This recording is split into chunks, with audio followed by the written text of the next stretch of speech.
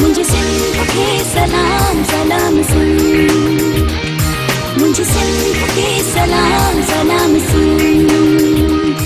बिस्मिल्लाहिर्रहमानिर्रहीम, अस्सलाम वालेकुम, सुबह बखैर, गुड मॉर्निंग। आओ तव्हांजो पंहिंजो मेज़बान इरशाद जागीरानी तव्हांजे पंहिंजे प्रोग्राम सलाम सिंध में हाज़िर आहियां। उम्मीद आहे तव्हां बिल्कुलु ठीकु ठाक हूंदो, ख़ैरियत सां हूंदो, मज़े में हूंदो। अल्लाह साईं तव्हांखे पंहिंजे हिफ़्ज़ो अमान में रखे।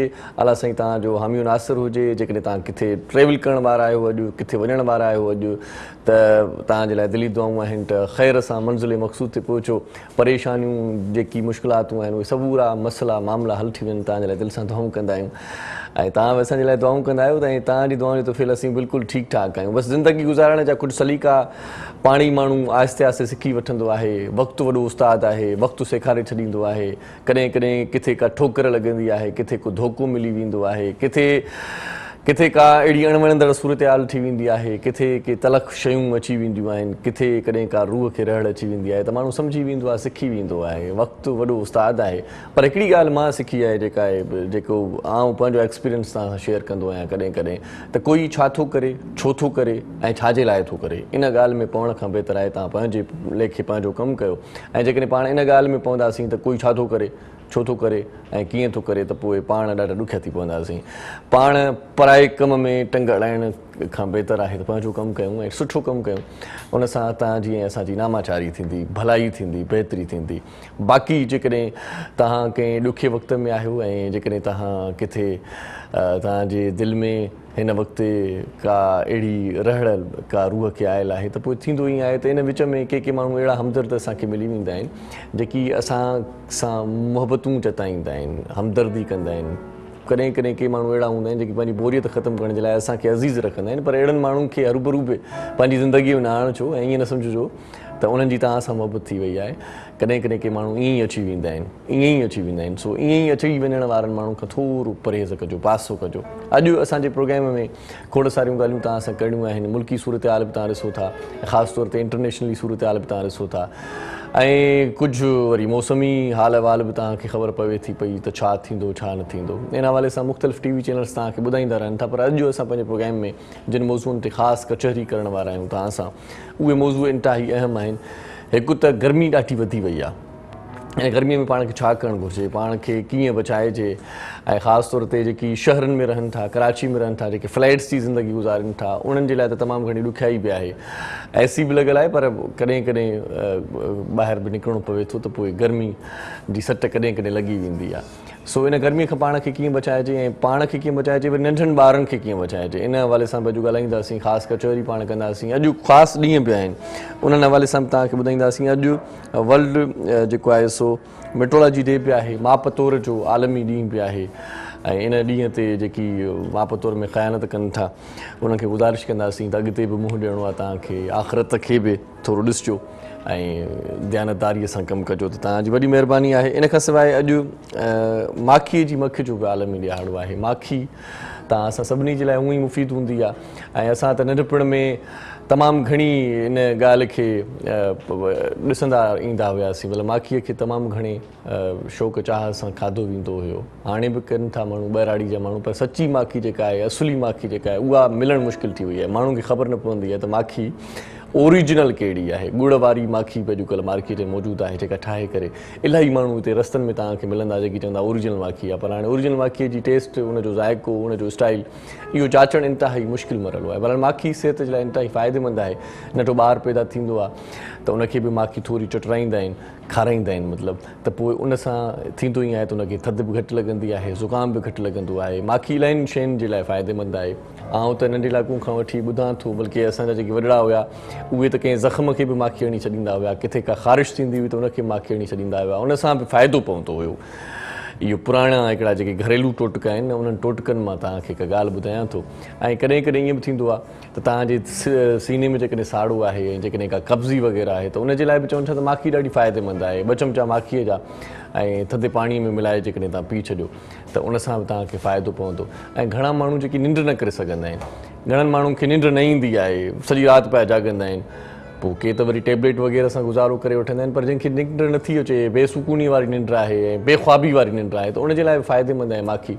ऐं माखीअ जा 2 चमचा जेकॾहिं तव्हां पी करे थधो पाणी पीअंदो, त ॿुधाइनि था ॿुधाइण वारा मूं कॾहिं इहो एक्सपीरियंस मां पंहिंजी ज़िंदगी में नाहे कयो, मुंहिंजो तजुर्बो नाहे थियलु, पर दोस्त चवनि था त उन सां बि सुकून वारी निंड अची वेंदी आहे ऐं माखी इंतिहाई फ़ाइदेमंद आहे, ख़ासि तौर ते वॾड़नि जे लाइ बि त नंढड़नि जे लाइ बि इहा इलाही इंतिहाई फ़ाइदेमंद आहे। मैदे जी तकलीफ़, तेज़ाबियत, ॿियूं शयूं खोड़ सारियूं जेकी माखीअ सां ख़तमु थी सघनि थियूं। माखी खाईंदा कयो, जेकॾहिं निज मिले त ॻोठां घुराईंदा कयो। अॻे चवंदा हुआसीं न, ॻोठ जो को दोस्त फ़ोन कंदो चवंदा हुआसीं यार माखीअ जो हिकिड़ो शीशो ज़रूरु मोकिलिजांइ।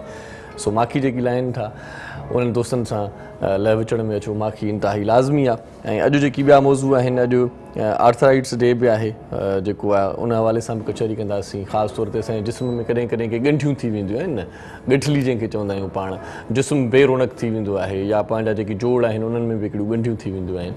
सो उन हवाले सां पाण ॻाल्हाईंदासीं, इहे छो थींदियूं आहिनि, उनजी वजह छा आहे, उनजो सबबु छा आहे, ऐं इन खां पाण खे छुटकारो कीअं मिलणु घुरिजे, इन जो इलाजु छा आहे, ऐं कीअं असां इन ते कंट्रोल करे सघूं था, इन हवाले सां बि कचहरी कंदासीं।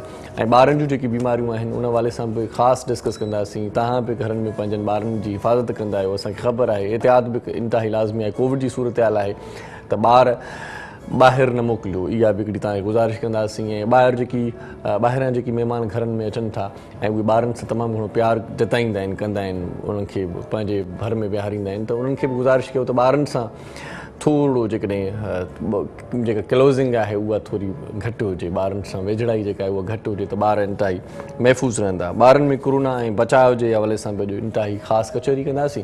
ऐं इन सां गॾोगॾु तव्हांखे ॿुधाईंदा हलूं त अॼु मौसीक़ी बि ॾाढी ज़बरदस्त आहे। जीअं चाहे मूंखे ज़बरदस्त मिली वई आहे सुबुह सुबुह सां, ईअं मौसीक़ी बि ॾाढी ज़बरदस्त आहे। जेको सुठो सिंगर असां वटि मौजूदु हूंदो उहो तव्हांखे सुठा मन मोहणा कलाम ॿुधाईंदो, ऐं उनजी आवाज़ में अॼु उर्दू कलाम ॿुधंदासीं। अॼु थोरो स्टाइल चेंज कयो आहे पंहिंजे प्रोग्राम जो, पाण पंहिंजे प्रोग्राम खे हर रंग में रंगींदा आहियूं, त पोइ इन हवाले सां अॼु प्रोग्राम जी थोरी तरतीब ॾाढी सुहिणी ठाही आहे असां।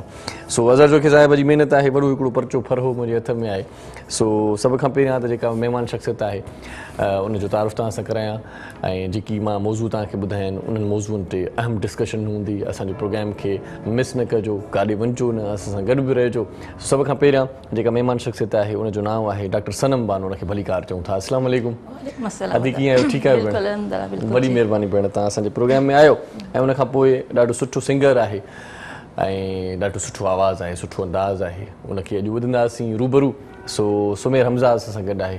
अस्सलाम वालेकुम। वालेकुम अस्सलाम। कैसे हैं जी? ठीक हैं आप? अल्लाह का शुक्र। बहुत शुक्रिया। समीर हमज़ा। समीर अच्छा समीर, ठीक है जी, समीर हो गया जी, समीर। हाँ समीर बहुत शुक्रिया, आप हमारे प्रोग्राम में तशरीफ़ लाए। आपके साथ आपके साथी भी हैं, उनको भी वेलकम करते हैं और बहुत अच्छा गिटार बजाते हैं। उस्ताद मोहरम नाज़ असांजे प्रोग्राम जो शान आहे न, नाज़ आहे असांजो। सो उस्ताद मोहरम नाज़ खे बि भलीकार चऊं था। उस्ताद साईं कीअं आहियो? ठीकु आहे? महिरबानी, मोस्ट वेलकम। नौजवान समीर ऐं उन सां गॾु गिटार ते सजाद, ॾाढो सुठो हुनजो कॉम्बिनेशन आहे। सम्झी माना वयायो त ॾाढो सुठो वॼाईंदा, मज़ो आयो ऐं इंशाअल्लाह मज़ो ईंदो नाज़रीन खे। मौसीक़ार जी ख़बर हूंदी आहे त केतिरे पाणी में। न माशाअल्लाह ॾाढो सुठो मज़ो आयो। अॼु माना बाक़ाइदा ईअं हा, ॿुधंदड़नि खे बि हिकिड़ो फ्लेवर मिलंदो। अॼु उर्दू जे हिसाब सां नौजवान आहिनि, ॾाढो सुठो ॻाइनि। नौजवान हू बि ॾाढो सुठो कमु कनि था। बिल्कुलु पाकिस्तान जा नंढड़ी साई था वठूं मोहरम साईं, पोइ वरी मोटी अचूं था त रहियल कचहरी बि कयूं था ऐं प्रोग्राम खे वधीक सुठे नमूने सां खणी हलूं था। सो तव्हांजो पंहिंजो प्रोग्राम आहे, तव्हां असां सां जुड़ियल रहिजो, ॾिसंदा रहिजो। सलाम सिंध। मुझे सिंध के सलाम सलाम सिंध, मुझे सिंध के सलाम सलाम सिंध, मुझे सिंध के सलाम सलाम सिंध, मुझे सिंध के सलाम सलाम सिंध। जी सलाम सिंध में हिकु बार वरी तव्हांखे भलीकार चऊं था। तव्हांजी वॾी महिरबानी, तव्हां असां सां गॾु आहियो। असां बि जल्दी मोटी आयासीं, तव्हांखे घणो इंतज़ारु न करायोसीं। जो कि प्रोग्राम में जेका कचहरी पाण कंदासीं उन मां तव्हांखे तमामु घणो लाभ मिलंदो। असांजी वॾियूं भेनरूं जेकी प्रोग्राम ॾिसनि पियूं, को सुवाल तव्हांजे ज़हन में हुजे, कंहिंखे बि सुवाल ज़हन में हुजे, सभु असांजा दोस्त भाइर जेकी प्रोग्राम खे ॾिसनि था त असांजे प्रोग्राम में टेलीफोन बि करे सघो था। ऐं असां पंहिंजे प्रोग्राम में जेका हिन वक़्तु महिमाननि सां तव्हांजो इंट्रोडक्शन करायोसीं, उन्हनि महिमाननि सां त तव्हां मिली चुका आहियो। ॿी असांजे प्रोग्राम में महिमान शख़्सियत, उन सां हिन वक़्तु तव्हांजी मुलाक़ात कराईंदासीं। ऐं अॼोका जेकी मौज़ू तव्हांखे ॿुधायोसीं ऐं आर्थराइट्स जे हवाले सां ख़ासि तौर ते उन सां कचहरी थींदी ऐं इन हवाले सां तमामु घणी ॼाण बि उन्हनि खे आहे। सो भलीकार चऊं था। डॉक्टर शबाना नाज़ असां सां गॾु आहे। अस्सलाम वालेकुम। वालेकुम अस्सलाम। कैसी हैं, ठीक हैं आप? मैं ठीक हूँ एज थोड़ी सी यूजुअल। देर हो गई आपको, लेकिन खुशामदीद। Thank U. ट्रैफिक और आप फिर अपनी ऐसी रिस्पॉन्सिबिलिटीज है हमारी, उसको करते करते आज पहुँचते पहुँचते टाइम लग गया थोड़ा हाँ, ये सा। तो है, कराची की ट्रैफिक थोड़ी सी जैम रहती है। तो सबसे पहले आगाज़ इसी से ही करते हैं। आज आर्थराइटिस का डे है, तो क्या कहेंगी ये किस तरह की बीमारी है, क्या नुकसान आते हैं इसके? आज जो डे है वो आर्थराइटिस का तो है, लेकिन ये जो आर्थराइटिस है ये है ऑटोइम्यून इन्फ्लेमेटरी आर्थराइटिस। वो आर्थराइटिस जो आम लोग जो समझते हैं वो होता है ऑस्टियोआर्थराइटिस। और ऑस्टियोआर्थराइटिस इसकी मतलब 100 से भी ज़्यादा जो है वो टाइप्स हैं आर्थराइटिस की।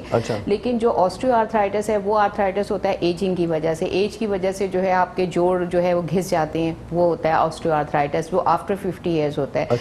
लेकिन आज जो डे है वो है ऑटोइम्यून आर्थराइटिस का। ऑटोइम्यून का मतलब ये होता है कि इम्यून सिस्टम जो हमारी बॉडी का होता है उसका काम ये होता है हमारी बॉडी की प्रोटेक्शन करना ना। इम्यून मतलब पुलिस है हमारी बॉडी की, आम ज़बान में समझे। अब होता क्या है कि वो इम्यून सिस्टम ही हमारी बॉडी के खिलाफ काम करना शुरू कर देता है ना। उसको ऐसा लगता है कि हमारी कुछ चीज़ें ऐसी हैं जो हमें उसे तबाह करनी, यानी बजाय इसके कि वो बाहर के लोगों को तबाह करे, वो हमारी बॉडी के सिस्टम्स के ऊपर इफेक्ट करना शुरू कर देता है। तो इसमें जो है वो ज़्यादातर ज्वाइंट्स के ऊपर जो इफेक्ट करता है, और इसकी भी आगे फर्दर बहुत सारी टाइप हैं। तो ऑटो इम्यून का मतलब ये है कि हमारा इम्यून सिस्टम ही हमारी बॉडी का जो है वो दुश्मन हो जाता है, और वो हमारी बॉडी के डिफरेंट जो ज्वाइंट्स हैं और डिफरेंट एरियाज हैं उसके ऊपर अटैक करना शुरू कर देता है। तो इसमें जो इसकी कई टाइप के होते हैं ये आर्थराइटिस, इसका ऑटो इम्यून आर्थराइटिस। उसमें सबसे मेन जो है वो है रोमोटाइड, जो आपने सुना होगा गठिया का मर्ज आम जबान में जो है। तो ये जो गठिया है इसकी भी फर्दर कई टाइप्स हैं।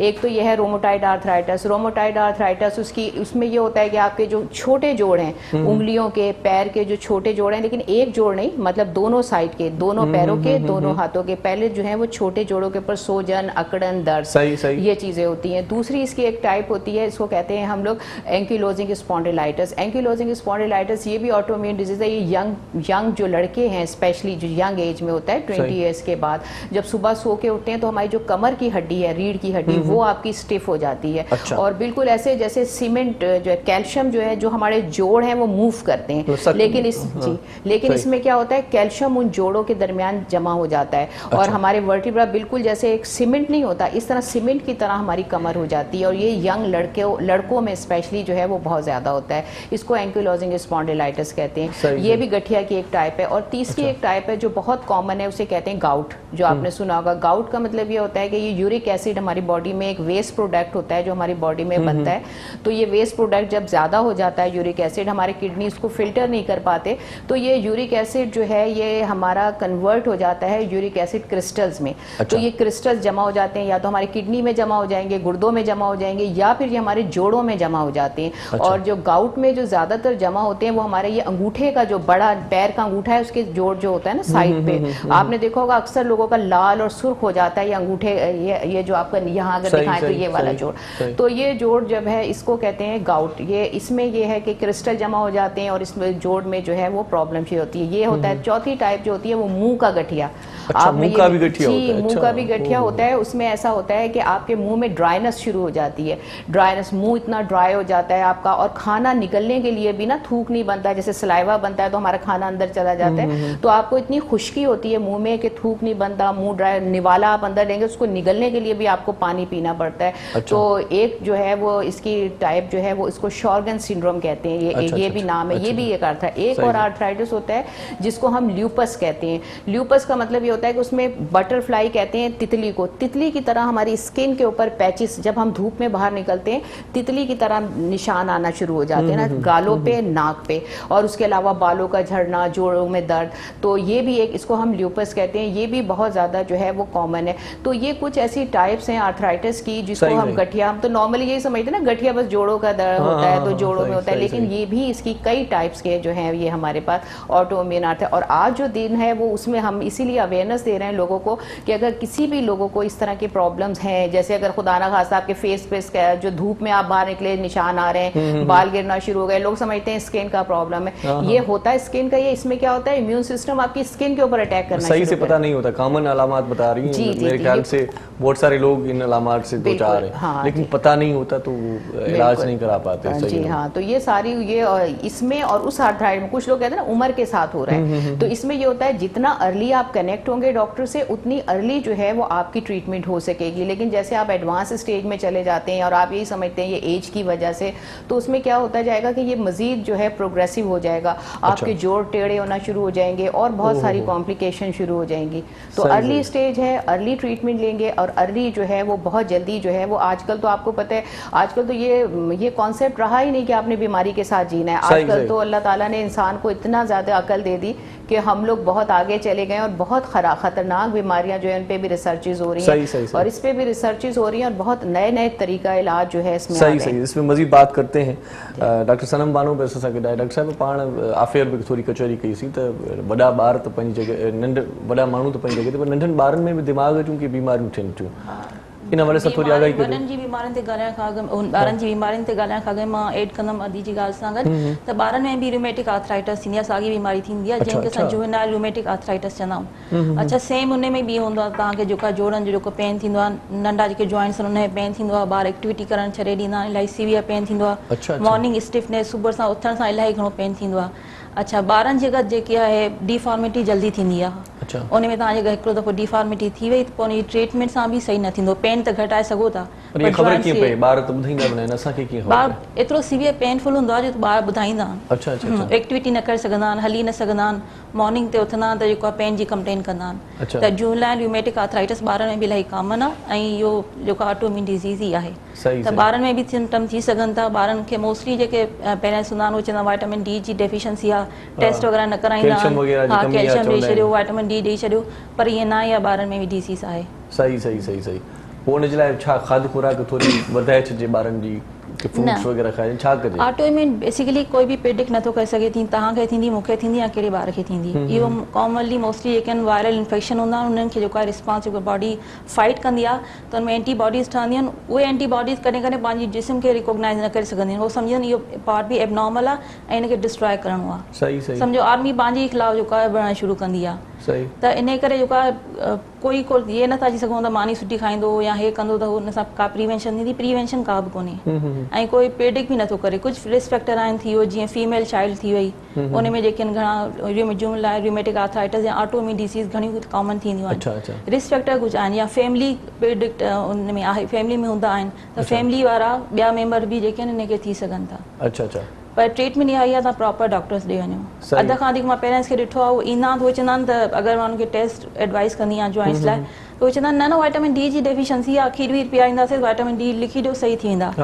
पर उहे जेके आहिनि हिनखे रूल आउट करणु न आहिनि ज़रूरी सम्झंदा। पर मां चवंदी आहियां अगरि बीमारी न आहे त बेहतर आहे हिकिड़ो ज़हनी सुकून अची वञे त बीमारी न आहे, असां ॿी तरफ़ हलिया वञूं। त बीमारी खे जेको आहे कंहिं बि ॿार खे अगरि जॉइंट पेन आहे त तव्हांखे जेको आहे आर्थराइटिस जो सोचणु खपे। मतलब खानदानी भी थी सके तो? खानदानी थी सके। अच्छा डॉक्टर साहब क्या आप क्या कहेंगे, मुर्सी बीमारी भी हो सकती है ये? जी बिल्कुल, इसमें ये है कि इसका जो कॉज है ना वो स्टिल अननोन है, लेकिन फिर भी कुछ जेनेटिक फैमिली हिस्ट्री है और फैमिली हिस्ट्री भी बहुत ज़्यादा जो है वो काउंट करती है। क्योंकि जब आपके पास, क्योंकि जब इस तरह के पेशेंट्स आते हैं तो उसमें कोई ऐसा एक ख़ास टेस्ट नहीं है जिससे हम उसको जो है वो डायग्नोज कर सकें। तो उसमें सबसे इम्पॉर्टेंट चीज़ जो होती है, सबसे पहले जब हमारे पास मरीज़ आता है और वो हमें ये बताता है कि उसको जोड़ों में दर्द है, सुबह उठने में, अच्छा इसकी खास पहचान ये होती है ऑटोइम्यून ये आर्थराइटिस की कि जब पेशेंट जो आधे घंटे तक, इसमें फ़र्क ये है मेनली, अगर आपने जैसे आपने पूछा कि किस तरह से आपको पता चलेगा कि ऑटोइम्यून आर्थराइटिस हो रहा है, उसकी पहचान ये है कि जो आम आर्थराइटिस होता है आधे घंटे के बाद जब आप उसको काम करते हैं, चलते हैं फिरते हैं तो वो दर्द और ज़्यादा बढ़ता है, लेकिन जब आप रेस्ट करते हैं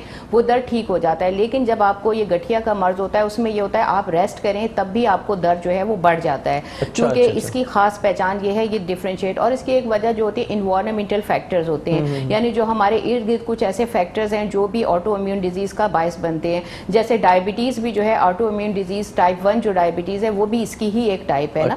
तो इसमें ये है कि बहुत ज्यादा एक्सपोजर टॉक्सिन से, जैसे जो लोग ये स्प्रे वगैरह जो करते हैं टॉक्सिन या जहरीले मादे जो कुछ ऐसी इंडस्ट्री में काम कर रहे होते हैं, कुछ ऐसी फैक्ट्रीज में काम कर रहे होते हैं जहाँ पे केमिकल्स का काम होता है, उसके एक्सपोजर से भी जो है ये ऑटोइम्यून डिजीज, स्ट्रेस से भी ऑटोइम्यून डिजीज होती है। उसके अलावा ये जो ट्यूबवेल का पानी जो होता है, इस ट्यूबवेल में कुछ ऐसा होता है ना जो कि बिल्कुल प्योर नहीं होता, डिफरेंट मिनरल्स वगैरह हो जाती हैं। तो ये कुछ ऐसी चीजें होती हैं जो टॉक्सिन्स हैं, जो ये जेनेटिक फैक्टर्स के अलावा ये इन्वायरमेंटल फैक्टर्स कहलाते हैं, जिसकी वजह से जो है ये प्रॉब्लम होता है। इसमें मजीद बात करते हैं अलामात पे, जी जी, क्योंकि प्रोग्राम की तरतीब को आगे बढ़ाने में मौसीकी का भी थोड़ा तड़का होना चाहिए।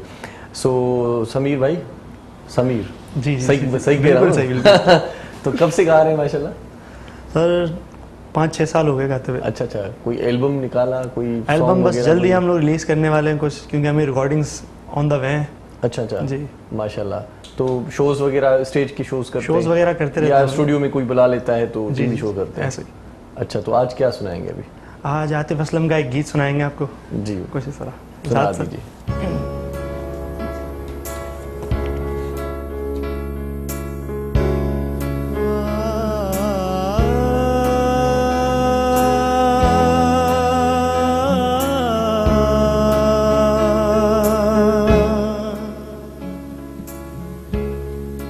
कुछ इस तरह तेरी पलकें मेरी पलकों से मिला दे, आंसू तेरे सारे मेरी पलकों पे सजा दे। कुछ इस तरह तेरी पलकें मेरी पलकों से मिला दे।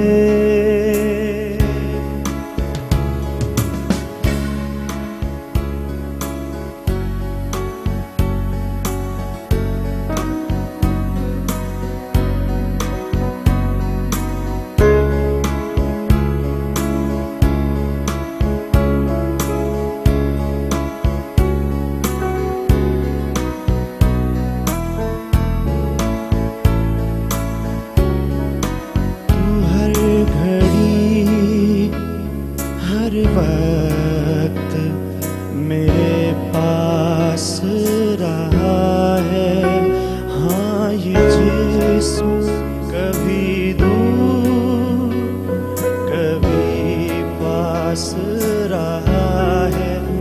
जो भी गम है ये तेरे, उन्हें तू मेरा पता दे।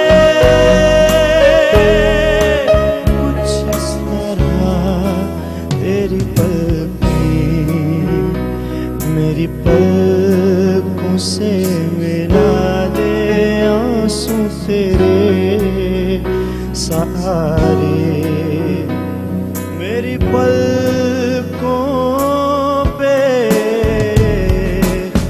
सजा दे।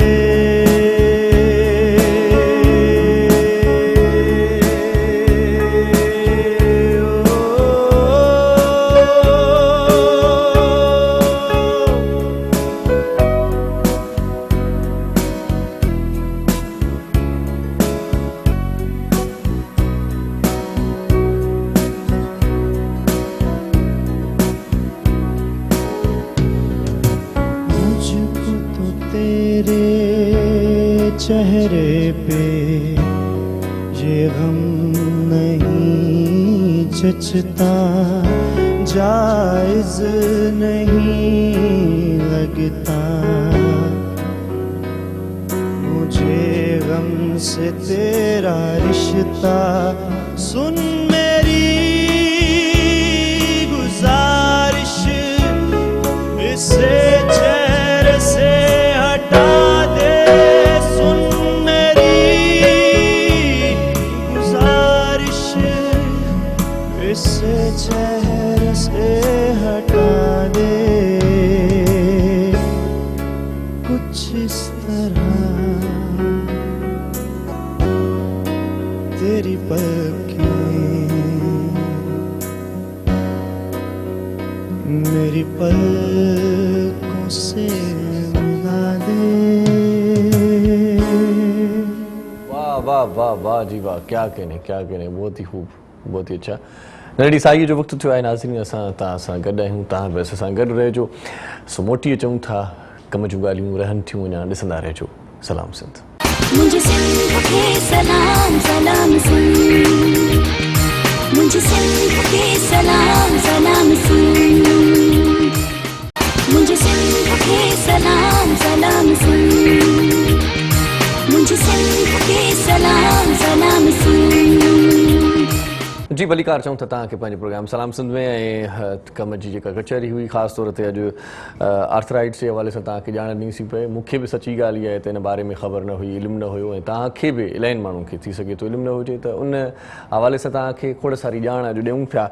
डॉक्टर शबाना ॾाढो सुठो डिफाइन करे थी ऐं ख़ासि सम्झाणियूं जेके ॾिए पई उहे सम्झण जहिड़ियूं आहिनि। अलामात पे बात हो रही थी और बीच में एक गाना सुन लिया हमने, तो वहाँ से कंटिन्यू करें। देखिए एक और चीज़ मैं सब मदर्स को जो देख रही हैं इस वक्त, क्योंकि इसमें देखिए कॉज अननोन है, लेकिन कुछ चीज़ें ऐसी हैं जो हमें पता है जिसकी वजह से ये होने के चांस ज़्यादा होते हैं। उसको हम रिस्क फैक्टर कहते हैं कि अगर आप वो काम कर रहे हैं तो उसकी वजह से हो सकता है। तो जो मदर्स हैं, जो मतलब इनकी फैमिली हिस्ट्री का मतलब यही है कि वो माएँ वो काम कर रही होती हैं जिसकी वजह से उनके बेबी में ट्रांसफ़र होता है, यही बात हुई ना। तो उसमें यह है कि जो लोग स्मोकिंग करते हैं स्पेशली जो है, बस मदर्स भी करती हैं, उसके अलावा जो बहुत ज़्यादा जो है आपकी मछली, एक ख़ास किस्म की मछली होती है उसमें यूरिक एसिड ज़्यादा होता है, उसको लेने की वजह से, या फिर जो है ऐसे जो है पेस्टिसाइड्स, यानी जैसे अगर आपने स्प्रे किया, आप स्प्रे में बैठे हुए हैं, आप अक्सर ऐसा होता है ना, आपने बहुत ज़्यादा फ्लीट किया और आप लोग उसी में, तो कोशिश करें कि आप इन टॉक्सिन से, जब प्रेगनेंसी हो उस वक्त जो है वो आप इन चीज़ों से दूर रहें ना, आप उस ये सारी चीज़ें एहतियात करें और आप फ्रेश फूड लें। फ्रेश फूड में जैसे सिट्रस फ्रूट्स हैं वो बहुत ज़रूरी है, उसमें विटामिन सी होता है जो कि आपके एंटी इन्फ्लेमेटरी भी है, ग्रोथ भी करता है हमारी बॉडी में ना, तो वो बहुत ज़रूरी है। अपना विटामिन डी जो है, ऑटो इम्यून डिजीज़ से बचने के लिए सबसे अहम यह है कि आपने अपना इम्यून सिस्टम जो है, हमारा मदाफ़ती सिस्टम जो है उसको स्ट्रॉन्ग करना है। उसको स्ट्रॉन्ग करने का सबसे अहम तरीका, जैसे मैं हर प्रोग्राम में आप लोगों को बताती हूँ कि विटामिन डी जो है ना वो बहुत इंपॉर्टेंट है। विटामिन डी के बहुत सारे रोल हैं हमारी बॉडी में, लेकिन उसका सबसे अहम जो रोल है वो ये है कि वो आपके इम्यून सिस्टम को स्ट्रॉन्ग करता है। तो विटामिन डी आप सनलाइट से ले सकते हैं, विटामिन डी आप हरी सब्जी वाले पत्तों जो सब्जियां हैं उनसे ले सकते हैं, उसके अलावा ओमेगा 3 से ले सकते हैं। ओमेगा 3 जो है वो आपको जो है मछली में भी होता है, मुर्गी में, पोल्ट्री की जितनी मसनूआत हैं उसमें आपको मिलेगा। फिर आपको जो है अलसी के बीज जो बताती हूँ, फ्लैक्स सीड्स हैं उसमें होता है, और तुख मलंगा जो है इसमें, ये सारे जो फूड्स हैं, ये न्यूट्रिशन है, वो चीज़ें अगर आप लेंगी तो इससे क्या होगा, आपका इम्यून सिस्टम स्ट्रांग होगा। अच्छा, इसकी अलामात जैसे मैंने आपको बताया कि जिस तरह का जो है रोमोटाइड आर्थराइटिस या ऑटोइम्यून है उसी तरह की साइन सिम्टम्स होती हैं। अब जैसे मैंने आपको बताया ल्यूपस है, ल्यूपस भी गठिया की एक किस्म है, उसमें आपकी स्किन के ऊपर जो है आपके प्रॉब्लम, स्किन के ऊपर जो है निशान आते हैं जब आप धूप में निकलते हैं और आपके बाल झड़ना शुरू हो जाते हैं। और दूसरा जो आपको मैंने एक बताया स्क्लेरोडर्मा भी जो है इसकी एक टाइप है, उसमें क्या होता है सर्दियों में आपकी उंगलियां जब ठंडे पानी में डालें नीली होना शुरू हो जाती हैं साइड से, वो भी गठिया की ही एक टाइप है। जोड़ जो है वो आपके सूज जाते हैं। तो इसमें मैंने आपको बताया कि आर्थराइटिस 100 से भी ज़्यादा इसकी टाइप्स हैं, लेकिन मेनली हम 14-13 जो टाइप्स हैं जो ऑटो इम्यून में आती हैं उसको हम डिस्कस करते हैं। उसमें ये ख़ास किस्में हैं जिसको आप देखें। अब अगर आपके दोनों, मैंने बताया हाथों के जोड़ों में दर्द आ गया, पैरों के हाथों में, तो वो आपका रोमोटाइड आर्थराइटिस हो गया। अच्छा, और दूसरा यह है कि इसको डायग्नोस किस तरह करेंगे, पता कैसे चलेगा कि आपको रोमोटाइड आर्थराइटिस है। एक तो ये है आधे घंटे से ज़्यादा अगर आपको ये दर्द रहता है, आधे घंटे तक हुआ और ठीक हो गया, तो वो आपका रोमोटाइड और गठिया की इतनी निशानी में नहीं आता। लेकिन अगर आप सुबह सो के उठे हैं, आपको बहुत सीवियर पेन है, लेकिन वो पेन आपके दिन के बढ़ने के साथ साथ बढ़ रहा है, ख़त्म नहीं हो रहा, चाहे आप चल रहे हैं, चाहे फिर रहे हैं, चाहे आप रेस्ट कर रहे हैं, दर्द खत्म होने का नाम ना ले तो समझ जी। और हाँ, और जोड़ जो है वो आपके सूज जाते हैं, जोड़ों में आपके दुखन होती है। तो उसमें सबसे अहम, जैसे मैंने आपको बताया, हिस्ट्री जो है, जब आप डॉक्टर के पास जाएंगे, डॉक्टर आपकी हिस्ट्री लेगा कि आपकी फैमिली में तो ये किसी को नहीं है, या आपकी फैमिली में आपकी मदर का क्या लाइफ स्टाइल था, क्या चीज़ें वो लेती थी।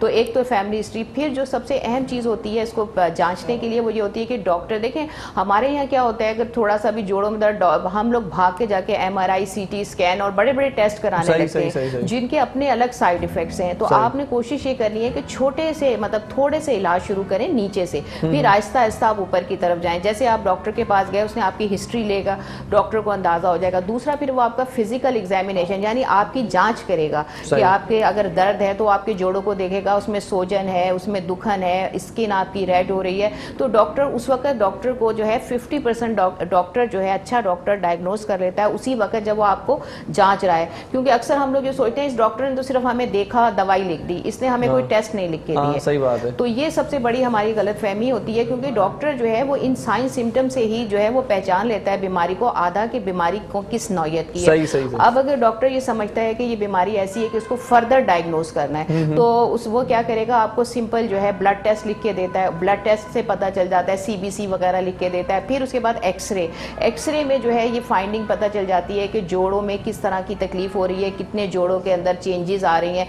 सिंपल एक्सरे, अगर उसमें भी उनको कुछ फाइंडिंग्स मिलती हैं तो फिर डॉक्टर जो टेस्ट कराता है ऑटो इम्यून डिजीज के, मतलब ऑटो इम्यून खाली आर्थराइटिस नहीं होता, जैसे मैंने बताया डायबिटीज है और भी एड्स भी, ये भी ऑटो इम्यून बहुत डिफरेंट टाइप की डिजीज है, 80 से भी ज्यादा ऑटो इम्यून, मतलब कोई भी अलामत नजर आए तो डॉक्टर से, तो इसके लिए डॉक्टर ANA टेस्ट होता है, ANA टेस्ट कराते हैं। ANA टेस्ट जब अगर पॉजिटिव आ जाता है तो इसका मतलब ये होता है कि उसको कोई ऑटो इम्यून डिजीज है, यानी उसका इम्यून सिस्टम जो है वो तबाह कर है। तो अब उसको मजीद, अब ये तो पता चल गया कि इसको ऑटो इम्यून डिजीज है, अब जब वो डॉक्टर देखेगा कि इसके जोड़ों के ऊपर असर आ रहा है तो इसका मतलब ये कि वो ज्वाइंट की डिजीज है ऑटो इम्यून, तो फिर वो उसको जो है ये ANA टेस्ट कराने के बाद जो है इस तरह डायग्नोज करता है। फिर फर्दर आगे टेस्ट, कुछ प्रोटीन टेस्ट होते हैं वो जो है वो कराते हैं, जिससे जो है कंफर्म हो जाता है कि आपको क्या बीमारी है। और बीमारी कोई भी खतरनाक नहीं होती, बीमारी का इलाज खतरनाक नहीं होता। सबसे ज्यादा जो पेशेंट खराब होते हैं वो ये होता है कि ये आप डायग्नोज ही नहीं कर पाए कि आपको बीमारी क्या है। सबसे बड़ी चीज आपको पता ही नहीं, जब आपको सही आपने डायग्नोज नहीं किया, आपको सही पता नहीं चला, पता भी होता है, तो फिर दवाई कैसे सही देंगे? लापरवाही कर लेते हैं। वो सही ताले में सही चाबी जब लगेगी ना, कि जब सही चाबी, जब आपको पता होगा कि ये बीमारी है, तभी तो आप सही दवा दे पाएंगे। तो असल वजह यह है कि डायग्नोसिस सबसे इंपॉर्टेंट होता है। सबसे पहले आपको तकलीफ हो, डॉक्टर के पास जाएं, डायग्नोज कराएं और फिर ट्रीटमेंट। सही अदी डॉक्टर सनम तव्हां मूंखे ॿुधायो त अक्सर माण्हू ये नंढी नंढी माना जेकी बीमारियूं पाण डिस्कस कयूं पिया, माण्हुनि जे लेखे, आम माण्हू जे लेखे, या पाण वटि हूअं बि ॿाहिराड़ी में या शहर में, ये नंढियूं नंढियूं बीमारियूं लेखियूं वञनि थियूं ऐं इन्हनि ते माण्हू तवजो न ॾींदा आहिनि, डॉक्टर ॾे वेंदा ई न आहिनि। सो इन हवाले सां तव्हां छा चवणु चाहींदव? अच्छा, इन वारे सां तव्हां ॾाढो सुठो क्वेश्चन कयो, मुंहिंजे बि ज़हन में हो त मां इन ते ॻाल्हायां। असां जेको आहे कोई बि फीवर थींदो त एंटीबायोटिक ख़बर हूंदी आहे त भई सेफिस्पेन एज़ोमैक्स खणी ॾेई छॾी, एमॉक्सिल थी वई खणी ॾेई छॾी, त बुखार थींदो एमॉक्सिल जो, एज़ोमैक्स जो या सेफिस्पेन पाण ॾेई छॾियो। अच्छा, अननेसेसरी यूज़ ऑफ जेको आहे फीवर में तव्हां एंटीबायोटिक यूज़ था कयो त उन सां छा थींदो आहे त तव्हां जेके जीअं कोरोना जी स्पीशीज़ अचनि थियूं, डिफरेंट अचनि थियूं, उहे ई जेके आहिनि असांजा बैक्टीरिया बि जेके आहिनि रेज़िस्टेंट थींदा था वञनि।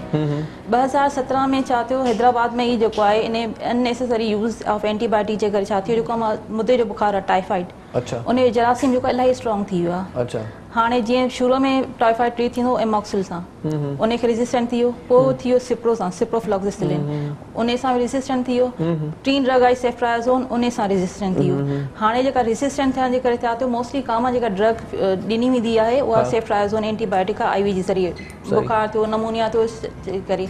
अच्छा, इन जे करे 2017 खां वठी 2019 ताईं इलाही घणियूं ॿारनि में डेथ थी वयूं। अच्छा, ठीकु आहे, न बि थी त कॉम्प्लिकेशन एब्डामन जो जेका बस थी वञनि, काफ़ी जेके आहिनि कॉम्प्लिकेशन जेके आहिनि ॿारनि में आयूं। उहो रीज़न इहो त तव्हां अननेसेसरी जेके आहिनि घर में वेही तव्हां डॉक्टर ॾे न वेंदा, अननेसेसरी एंटीबायोटिक तव्हां यूज़ कंदा। त हाणे सिर्फ़ु हिकिड़ी ड्रग तव्हांजी टाइफाइड लाइ, मुदे जे बुखार लाइ बची आहे, जेकी आहे मेरोपेनियम, जेका IV फॉर्म में आहे, ऐं ॿी जेका एज़ोमैक्स आहे, एज़ोमैक्स जो बि अननेसेसरी यूज़ आहे, इहा बि रेजिस्टेंट थी वेंदी। त तव्हांखे जेको आहे डॉक्टर ॾे वञणु खपे, ऐं अगरि उहो प्रिस्क्राइब करे थो त पोइ तव्हां ॾियो। मोस्टली 80% जेको तव्हांजा बुखार जी वजह हूंदा उहो वायरल हूंदी आहे, जेको फ्लू थींदो आहे, उन में एंटीबायोटिक जो को रोल न हूंदो आहे, पर अननेसेसरी एंटीबायोटिक ॾिनी वेंदी आहे। अच्छा, वायरल फीवर जेको हूंदो आहे उहो हाई ग्रेड हूंदो आहे ऐं इलाही तेज़ ईंदो आहे ऐं मुसलसल ईंदो आहे, माना हर 6 कलाकनि खां 4 कलाकनि खां पोइ त थींदो आहे। त पेरेंट्स छा चवंदा आहिनि त जेको आहे ॿार खे जेको आहे इलाही बैक्टीरियल इन्फेक्शन आहे, एंटीबायोटिक चेंज कंदा। हिकिड़े डॉक्टर ॾे विया, उन हिकिड़ी एंटीबायोटिक ॾिनी, ॿिए ॾींहं ताईं उन बुखार सही न थियो, वायरल पंहिंजे टाइम ते ई सही थींदो आहे, न सही थियो ॿिए डॉक्टर ॾींदा, वरी उहो एज़ोमैक्स ॾेई छॾींदो। ईअं जेको आहे use of unnecessary use of antibiotic जेको आहे उहो असां पंहिंजे लाइ ख़तरनाक करे छॾियो आहे। टाइफाइड जो त इहो ख़ैर थियो त असां इंडिया खां वैक्सीन घुराए वठीसीं। तव्हांखे यादि हूंदो 2019 में जेको आहे टाइफाइड जी वैक्सीन कराई वई। रीज़न इहो त इलाही घणी कॉम्प्लिकेटेड तव्हांजो मुदे जो बुखार थी चुको आहे, जेका माण्हुनि खे अञा ताईं ख़बर ई न आहे, वजह असां पाण ॿियो कोई न आहे। हाणे जेका मौसम हले थी ख़ासि तौर ते गर्मी जी, त कहिड़ियूं बीमारियूं ख़ासि तौर ते उन्हनि जो असर थिए थो ॿारनि ते? अॼुकल्ह जेका मोस्ट कॉमन जेके ॿारनि में आहे उहा आहे डायरिया आहे ऐं फ्लू लाइक सिम्टम आहिनि। ॿारनि में जेको आहे वायरल ई हूंदा आहिनि मोस्टली, इन में अननेसेसरी एंटीबायोटिक जी नीड न आहे।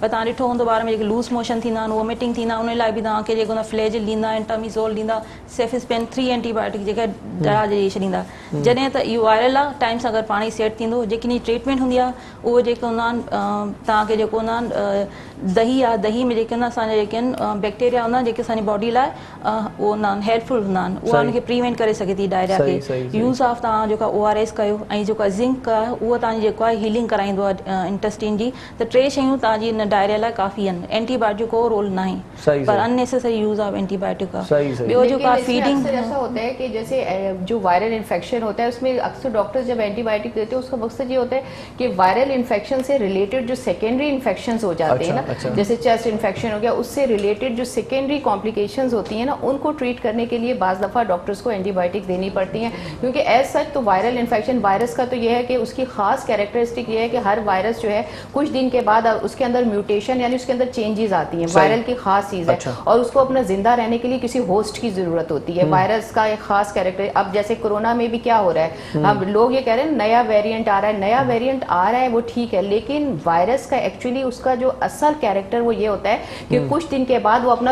अपनी कैरेक्टर म्यूटेशन होती है, जो अच्छा। उसका जेनेटिक मटेरियल डीएनए होता है उसकी जो है म्यूटेशन बड़ी तेजी से करता है, ये उसकी खास बात है। अच्छा। वायरस की कोई भी वायरस हो चेंज होता रहता है, चेंज होता अच्छा, रहता है। अच्छा, इसी तरह से जो अब ये कोरोना वायरस है ये भी वायरस की ही एक टाइप है। तो ये इसका कोरोना वायरस का जो फर्स्ट वेरिएंट आया था ये 2001 में आया था, चाइना में ही आया था, और अब ये जो इसको कहते हैं सीवियर एक्यूट रेस्पिरेटरी सिंड्रोम, अब ये दूसरा वायरस है, ये उसी जो 2001 में ये जो वायरस आया था ये चाइना में ही वो आया था, ये उसी की मॉडिफाइड फॉर्म है जो अब टाइप 2 में जो है वो ये कन्वर्ट हो, ये मॉडिफाई हो गया टाइप 2 में आया है। और इसको इसीलिए कंट्रोल नहीं कर पा रहे कि ये वायरल है, हर वायरस जो है वो अपनी म्यूटेशन करता है, चेंजेस करता है, तो और इसकी वजह से जो कॉम्प्लिकेशंस होती हैं, जो सेकेंडरी कॉम्प्लिकेशन हो गई हैं, चेस्ट इन्फेक्शन हो गया या जो हो गया, तो उसको ट्रीट करने के लिए बसा होगा डॉक्टर्स जो है ये डिसाइड करते हैं कि पेशेंट को एंटीबायोटिक्स या जो एंटीवायरल जो भी उन्होंने देनी या है फौरी आराम के लिए भी दे देते हैं सिम्टमेटिक ट्रीटमेंट हूंदी आहे। फॉर एग्जांपल कफ आहे त कफ जी ट्रीटमेंट ॾींदा, फीवर आहे त फीवर जी थी वई एंटीबायोटिक थी, ब्रूफिन थी वई, पेनाडोल थी, उन जी तव्हां ट्रीटमेंट ॾींदा। सो थ्रोट आहे त मोस्टली असां जेके एंटी एलर्जिक ॾींदा आहियूं, उन सां स्लीप बि थींदी आहे ऐं थोरी सीक्रेशन वग़ैरह घटि थींदी आहे। त ट्रीटमेंट जेका हूंदी आहे भली कोरोना हुजे या कोई वायरल इन्फेक्शन हुजे, तव्हांजी सिम्टमेटिक आहे। अगरि सेकेंडरी इन्फेक्शन जीअं अधी चैती थींदो आहे त उन में एंटीबायोटिक ॾींदा आहिनि, ऐं मोस्टली जीअं कोरोना जी बि सभु टाइप आहिनि, मोर देन 95% जेके आहिनि उहो माइल्ड उहो ई हूंदो आहे, फ्लू लाइक सिम्टम ई हूंदा आहिनि। इलाही घटि आहे जेको उन एक्यूट रिस्पिरेटरी डिस्ट्रेस सिंड्रोम में वेंदा हुजनि। वैक्सीन जेका चवंदा सभु कॾहिं पइजी आहिनि, त वैक्सीन ॾियण खां पोइ बि जेका इन्फेक्शन थिए थो, बेशक इन्फेक्शन थिए थो, पर उहो छा हूंदो या त तव्हांखे सिम्टम न थींदा या माइल्ड टू मॉडरेट हूंदो। पर जीअं respiratory severe respiratory acute respiratory distress syndrome जंहिं वेंटिलेटर जी नीड पवंदी आहे, उन ताईं नौबत तव्हांजी नथी अचे या मरण जी नौबत नथी अचे, मोर्टेलिटी बि डिक्रीज़ थो करे ऐं हॉस्पिटलाइजेशन बि डिक्रीज़ थो करे। बिल्कुलु तव्हां बि कराए वठो, ख़बर न आहे त कंहिंखे थींदो, कंहिंखे एक्यूट रिस्पिरेटरी डिस्ट्रेस सिंड्रोम थींदो, कंहिंखे न थींदो, न तव्हां प्रेडिक्ट करे सघो था न मां थी करे सघां। हाँ बेहतर है, असां बि वैक्सीन कराए छॾी आहे, ईअं न आहे त न ई कराई। और उनको ज्यादा करता है जिनकी लंग्स की जो कंडीशन, क्योंकि रेस्पिरेटरी सिंड्रोम में जिनकी लंग्स की हेल्थ पे इफेक्टेड होती है ना, उनको ये जल्दी इफेक्ट करता है। अगर कोई स्मोकर्स हैं जैसे, या फिर कोई उनको लंग्स की COPD कोई ऐसी डिजीज है जिसमें लंग्स का इन्वॉल्व हो, तो ऐसे लोगों को जो है कोरोना वायरस जल्दी अटैक करता है, या फिर उनका इम्यून सिस्टम कमजोर हो। आज मेकअप रूम में आते ही आपने मुझे कहा कि आप वैक्सीन करवा लें, और आपने भी कहा है, आज मैं करवाऊंगा इंशाल्लाह। चलें जी, ठीक है। समीर भाई, आप अभी क्या सुना रहे हैं? सर एक गीत है जो सुनकर आप सबको शायद बचपन की गलियां याद आ जाएंगी। अच्छा, वाह जी, वाह, चलें जी, बचपन की गलियों में लेके चले हमें।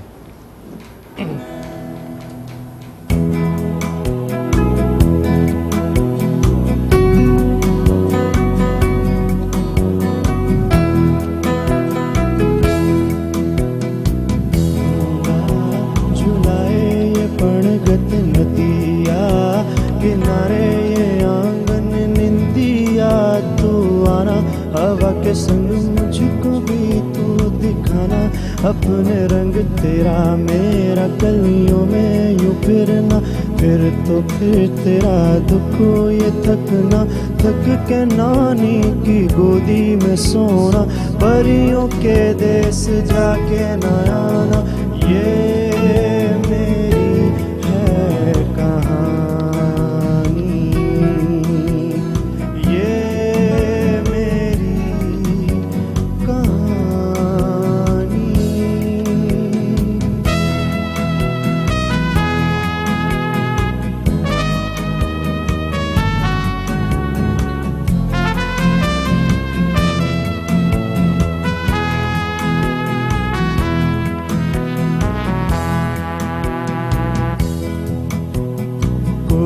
फिक्र थी न कोई बहाना, मुट्ठी में था जैसे जमाना, कच्ची जुबां में वो गीत गाना, नए खिलौने सबको दिखाना। मान लिया जिंदगी से ज्यादा छिन गया वो जिसने किया वादा, कौन लाए वो पल जो सुहाने, बीते थे जो वो गुजरे जमाने। ये मेरी है कहानी, ये मेरी है कहानी।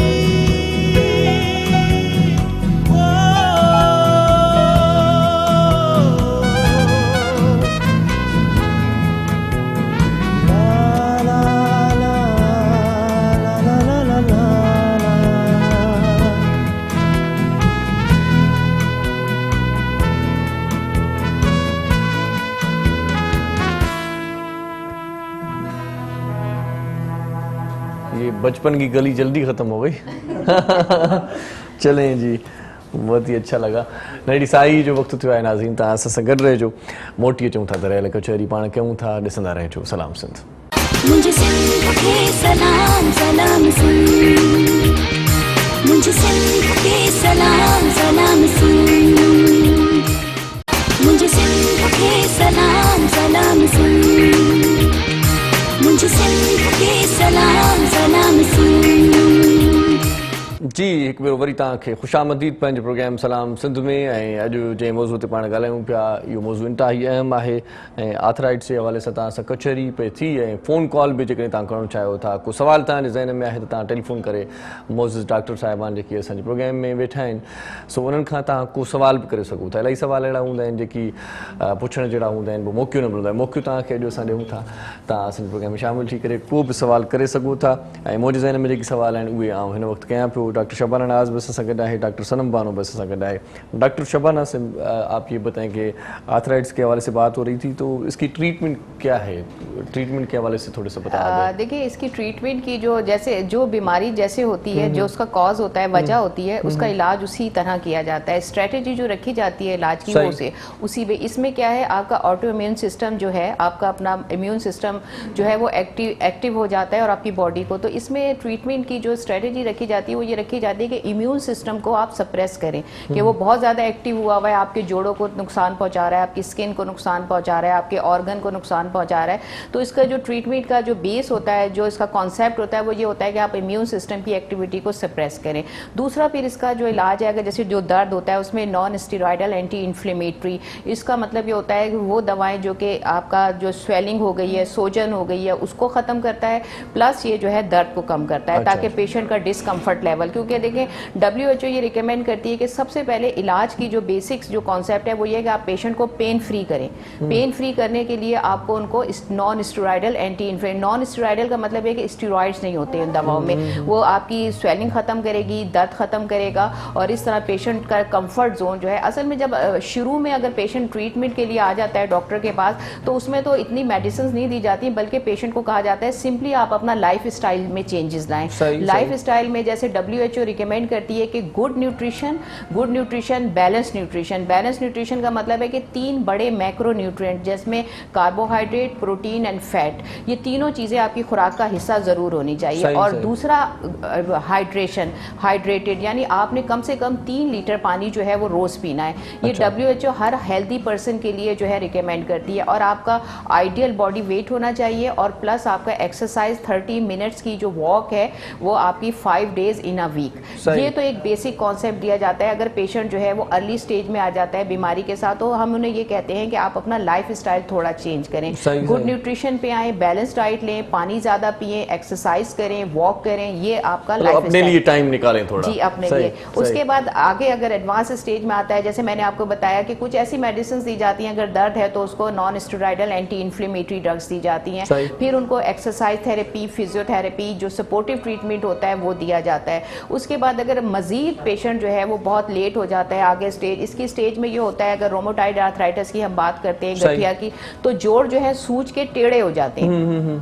उसके अंदर उसे हम डिफॉर्मिटीज़ कहते हैं, कॉन्ट्रैक्चर, हाथ टेढ़े हो गए, पैर टेढ़े हो गए, उंगलियां टेढ़ी होकर एक दूसरे के ऊपर चढ़ जाती हैं, ये होता है, ये इसकी खास मतलब ये कॉम्प्लिकेशन। तो उसके लिए फिर जो है सर्जिकल ट्रीटमेंट होता है। सर्जरी में क्या करते हैं, ऑस्टियोटमी यानी बोन्स काट के उसको सीधा करना, बोन अलाइनमेंट है, और फिर बाज़ दफ़ा के रिप्लेसमेंट भी करनी पड़ती है।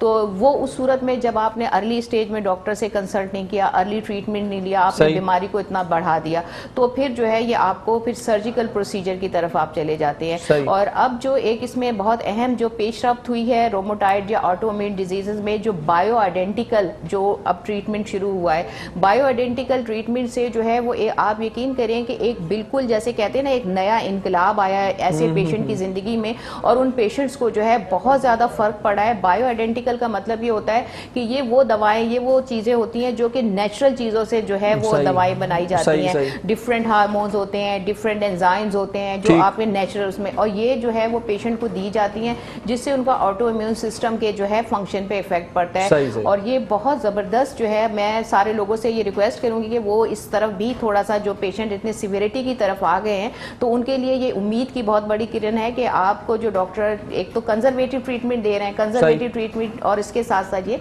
बायो आइडेंटिकल जो ट्रीटमेंट है, ये एक नई उम्मीद है ऐसे पेशेंट्स के लिए जो अच्छी पेशरफ्त है। जी, ये बहुत अच्छी सही डॉक्टर सनम बानो बस संगे डॉक्टर साहब, आम जेकी ॿारनि में बीमारियूं आहिनि, थोरो उन ते पाण डिस्कस कयूं, ऐं दिमाग़ जी बीमारियुनि ते बि डिस्कस कयूं।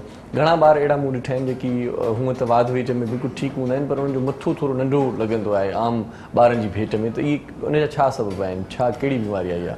अच्छा, मोस्टली इनखे असांजी ज़बान में माइक्रोसेफेली चवंदा आहिनि। अगरि तव्हां चओ था त ॿार ठीकु हूंदा आहिनि ऐं मथो नंढो हूंदो आहे, त उन में असां जेको चवंदा आहियूं त फैमिलियल माइक्रोसेफेली, यानी कि फैमिली जो ई जेको आहे मथे जी साइज़ नंढी हूंदी आहे, जंहिं करे ॿारनि जी मथे जी साइज़ सही हूंदी आहे। नॉर्मली जेके ॿार माइक्रोसेफेलिक हूंदा आहिनि उहे नॉर्मल न हूंदा आहिनि, एब नॉर्मल हूंदा आहिनि। अगरि नॉर्मल आहे त फैमिलियल आहे, फैमिली में ई मथो जेको तव्हांजो नंढो हूंदो आहे। पर मोस्टली जेके ॿार में असां वटि जेके बीमारी सां गॾु थींदा आहिनि, जेके सीपी चाइल्ड चवंदा आहिनि, तव्हां ॿुधो हूंदो, कॉमन वर्ड हूंदो आहे त सीपी चाइल्ड आहे, सीपी चाइल्ड आहे, डिसेबल चाइल्ड हूंदा आहिनि मोस्टली। उन में माइक्रोसेफेली जा ॿ कॉमन हूंदा आहिनि, हिकिड़ी हूंदी आहे कंजेनाइटल ऐं हिकिड़ी हूंदी आहे एक्वायर्ड।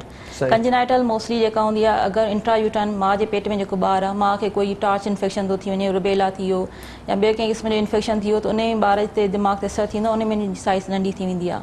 अच्छा, माउ खे हाइपर टेंशन आहे, माउ खे जेका डायबिटीज़ जी बीमारी आहे, त उन जे करे ॿार खे जेको आहे ब्लड नथो पहुचे, त उन जो बि मथो जी साइज़ जेका नंढी रहिजी वेंदी। पर इहे ॿार एबनॉर्मल हूंदा आहिनि, नॉर्मल ॿार वांगुरु न हूंदा आहिनि। हाँ बिल्कुल, माउ खे अगरि स्ट्रेस भी नाहे ॾियणी हूंदी तव्हांखे, छाकाणि हार्मोनल चेंजिस जे करे बि हुन ते घणो इमोशनली सेंसिटिव थींदी आहे, ऐं ख़ुदा न खास्ता कोई बीमारी थिए थी त उन में बि थींदो आहे। अच्छा, जेनेटिक जेके डिज़ीज़ आहिनि उन में तव्हां का प्रिवेंशन कोन्हे, छाकाणि उहा त जीन्स जे ज़रिए ई ट्रांसफर थी थिए। अच्छा, एक्वायर्ड में यानी कि ॿार त बिल्कुलु सही पैदा थियो, सही पैदा थियण खां पोइ रोयो ई न, दिमाग़ खे ऑक्सीजन न पहुती, ऐं ॿार जो जेको आहे पोइ दिमाग़ उते ई जेको आहे जेके ब्रेन सेल आहे उहो डेड थी विया। रोअण लाज़िम आहे, न रोअण जे करे ॿार खे जेको आहे माइक्रोसेफेली एक्वायर्ड हूंदी आहे। ऐं जेको असांजो मोस्ट कॉमन काज़ आहे पाकिस्तान में, जेको ॿार सीपी चाइल्ड थींदा आहिनि, उनजी वजह इहा ई हूंदी आहे त उन्हनि खे पैदा थियण खां पोइ ऑक्सीजन न मिलंदी आहे। त बहितर आहे त तव्हांजो ॿारु उते पैदा कयो जिते जेके टर्शरी केयर हॉस्पिटल हुजे, जिते पीडियाट्रिशियन हुजे, जिते ऑक्सीजन हुजे, जिते NICU हुजे, सर्विसिस हुजनि, त तीअं तव्हांजो ॿारु जेको आहे एंड टाइम ते जेको आहे पीडियाट्रिशियन उनखे रिसीव करे। असां वटि सर्विस थींदी आहे, ॿार जेके डॉक्टर जेको या लेडी वर्कर ॿार डिलीवर करे छॾींदी आहे, पर उनखे इहा ख़बर न हूंदी आहे ॿार खे कीअं बचाइणो आहे फर्दर, या जेकी ॿार 7-8 महीने पैदा थी वञनि था, त उन्हनि खे जो बि सर मथो जेको आहे नंढो हूंदो माइक्रोसेफेली हूंदी आहे। ॿियो पीलिया जॉइंटस, उहो हिकिड़ो मेन काज़ आहे जंहिंजे करे जेको आहे डिस्टोनिक सेरिब्रल पल्सी चवंदा आहिनि, उहा इलाही पेनफुल कंडीशन आहे। त उन में तव्हां अगरि ॿार खे जो पीलिया थिए थी त एंड टाइम ते डॉक्टर खे ॾेखारियो, डॉक्टर असिस्ट कंदो त इहे पीलिया ख़तरनाक आहे या न आहे, उन हिसाब सां, छाकाणि फिजियोलॉजिकल जॉइंटस हर ॿार खे थींदी आहे। साई खे मां चवां थी, साई त इहा नॉर्मल फिजियोलॉजिकल आहे या एबनॉर्मल पैथोलॉजिकल आहे, उहो डॉक्टर डिसाइड करे सघे थो। पर असां जेको मोस्टली ॻोठ में चवंदा साई थींदी आहे, तव्हां उस में रखी छॾियोसि, पर उन जे करे बि दिमाग़ ते असरु थी सघे थो, त बहितर आहे हिकिड़ो विज़िट तव्हां डॉक्टर खे करे छॾियो। ॿियो इन्हनि ॿारनि नंढनि महीने जे ॿारनि में जेको हूंदो आहे गर्दन टोड़ बुखार या सेप्सिस जेको हूंदो आहे, इन्फेक्शन इलाही घणो कॉमन हूंदो आहे, त उनजी प्रिवेंशन इहा ई आहे तव्हां जेको मदर फीड करायो। अगरि दुनिया जी कोई मूंखे कोई नेमत पुछे त कहिड़ी आहे त मां चवंदमि मदर फीड। सही सही। मदर फीड तव्हांखे जेकॾहिं ऑटो इम्यून डिज़ीज़ जेका दी ॿुधाए थी, रूमेटिक आर्थराइटिस थी वियो, SLE थी वियो, अक्यूट जेको टाइप 1 डायबिटिक मेलाइटिस थी, इन जेका रिड्यूस या प्रिवेंशन आहे। शहरी मायूं घटि माना इन ते अमल कनि। इन खां अलावा तव्हांजी अटैचमेंट में मां ऐं ॿार जेका अटैचमेंट थींदी आहे उहा ब्रेस्ट फीडिंग सां ई थींदी आहे। सही सही। माउ खे जेको पोस्टमार्टम डिप्रेशन थींदो आहे उहो जेको रिलीव कंदो आहे जॾहिं माउ पंहिंजे ॿार खे फीड कराईंदी आहे, उनजे में कनेक्शन ठहंदो आहे। सही सही। त इलाही घणी वॾी नेमत आहे ऐं जेको आहे इनखे जेको मिस न करणु खपे। एटलीस्ट वर्किंग मदर बि जेके आहिनि 3 मंथ कराए सघे थी, जेको जॉब वग़ैरह कनि थियूं। सही सही। जेके मेटर्निटी लीव आहिनि उन मदर फीड खे ज़रूरी आहे त उहो कराए। 2 साल पीआरणु घुरिजे मूं त। 2 साल करणु खपे। अगरि कोई चए थो मां वर्किंग आहे, मां नथो करे सघां, ॿार खे नथी कराए सघां, सही सही, त 3 मंथ मेटर्निटी लीव तव्हांखे मिलंदी आहे। तव्हां उन में जेको पाण जे ॿार ते ई फोकस कयो, ॿी शइ ते फोकस न कयो। सही सही सही। तो डॉक्टर शबाना, हम आर्थराइटिस के हवाले से प्रिकॉशंस पे बात हो रही थी हमारी, तो थोड़ा सा ये भी बता देंगे इलाज ना कराने की सूरत में कौन से खतरात हैं? यही आपको मैंने बताया, जैसे हाथ पैर टेढ़े हो जाना, मजीद कॉम्प्लिकेशन। अच्छा, इसमें एक लोगों के एक जहनों में एक चीज़ होती है, वो ये कहते हैं कि मतलब अगर हमें आर्थराइटिस है या रोमोटाइड या गठिया का मर्ज है तो हम जो है ये खाना ना खाएं, चावल ना खाएं, रोटी ना खाएं, खट्टा ना खाएं, तो शायद हमारी जो है ये इससे बीमारी बढ़ जाती है। अगर आपके जहन में ये कॉन्सेप्ट है कि ये चीज़ें खाने से बीमारी बढ़ जाती है, तो आप जब ये चीज़ें छोड़ते हैं तो बीमारी को ख़त्म हो जाना चाहिए ना, बीमारी तो नहीं ख़त्म होती। इसका मतलब ये कि इनका रोल नहीं है, बल्कि जैसे अगर हम बात करते हैं जिसमें यूरिक एसिड बढ़ जाता है, जिसको हम गठिया, पैर का गठिया जो होता है, उसमें अगर आप सिट्रस फ्रूट्स देते हैं उसमें बाकायदा, जिससे यूरिक एसिड आपका कम होता है। तो ये जो मिसकंसेप्शन है लोगों के जहनों में कि अगर आपको आर्थराइटिस है तो आप ये ना खाएं, आप वो ना खाएं, ऐसा कुछ भी नहीं होता। आप अपनी तमाम चीज़ें प्रॉपर बैलेंस डाइट जो है वो आपने। और दूसरी चीज़ ये है कि आप सब लोगों को देखिए, जहाँ जस्टिफिकेशन होती है यानी जहाँ बनता है वहाँ आप MRI, CT स्कैन, रेडियोलॉजी कराएं जहाँ ज़रूरत हो। लेकिन खुद से सेल्फ डायग्नोसिस पे अगर आपको डॉक्टर ने MRI नहीं लिखी तो अब अक्सर हमारे पास पेशेंट आते हैं, डॉक्टर साहब हम इसको फर्दर जो है हम एक दफ़ा MRI करा के देख लेते हैं। आपको पता है ये जो रेडिएशन है ये भी एक वजह बनती है। कंटिन्यू करते हैं, कॉलर है, अगर इजाज़त दे तो कॉल ले लेते हैं। अस्सलाम वालेकुम। वालेकुम सलाम। जी साईं, केर पिया ॻाल्हायो साईं? मोहम्मद आसिफ ॻाल्हायो कराची मां। डॉक्टर सनम जो सवाल है, ॿारनि में हीट स्ट्रोक जा केतिरा चांसेस हूंदा आहिनि? सही सही सही सही। ॿारनि में हीट स्ट्रोक जा केतिरा चांसेस हूंदा आहिनि, सवाल आहे तव्हांजो। ठीकु आहे साईं, डॉक्टर साहिब खां पुछा कयूं था, आनियर तव्हां प्रोग्राम ॾिसंदा रहो, तव्हांखे जवाबु मिली वेंदो। जी ठीकु आहे। अच्छा, हीट स्ट्रोक थिए छो थी? तव्हां ॾिठो हूंदो त असांजी जेकी उस हूंदी आहे या गर्मी थींदी आहे, असांजी इर्द गिर्द जूं सभु शयूं गरम थी वेंदियूं आहिनि, बाहि थी वेंदियूं आहिनि, गाॾी गरम थी वई, सोफ़ो गरम थी वियो, पर तव्हां गरम न थींदा हो। रीज़न इहो आहे त असांजी बॉडी जेको आहे असांजी टेम्परेचर मेंटेन कंदी आहे, नॉर्मल बॉडी टेम्परेचर ते 37 ते 38 खां वधणु न आहे ॾींदी, 37.5 ते कंदी आहे।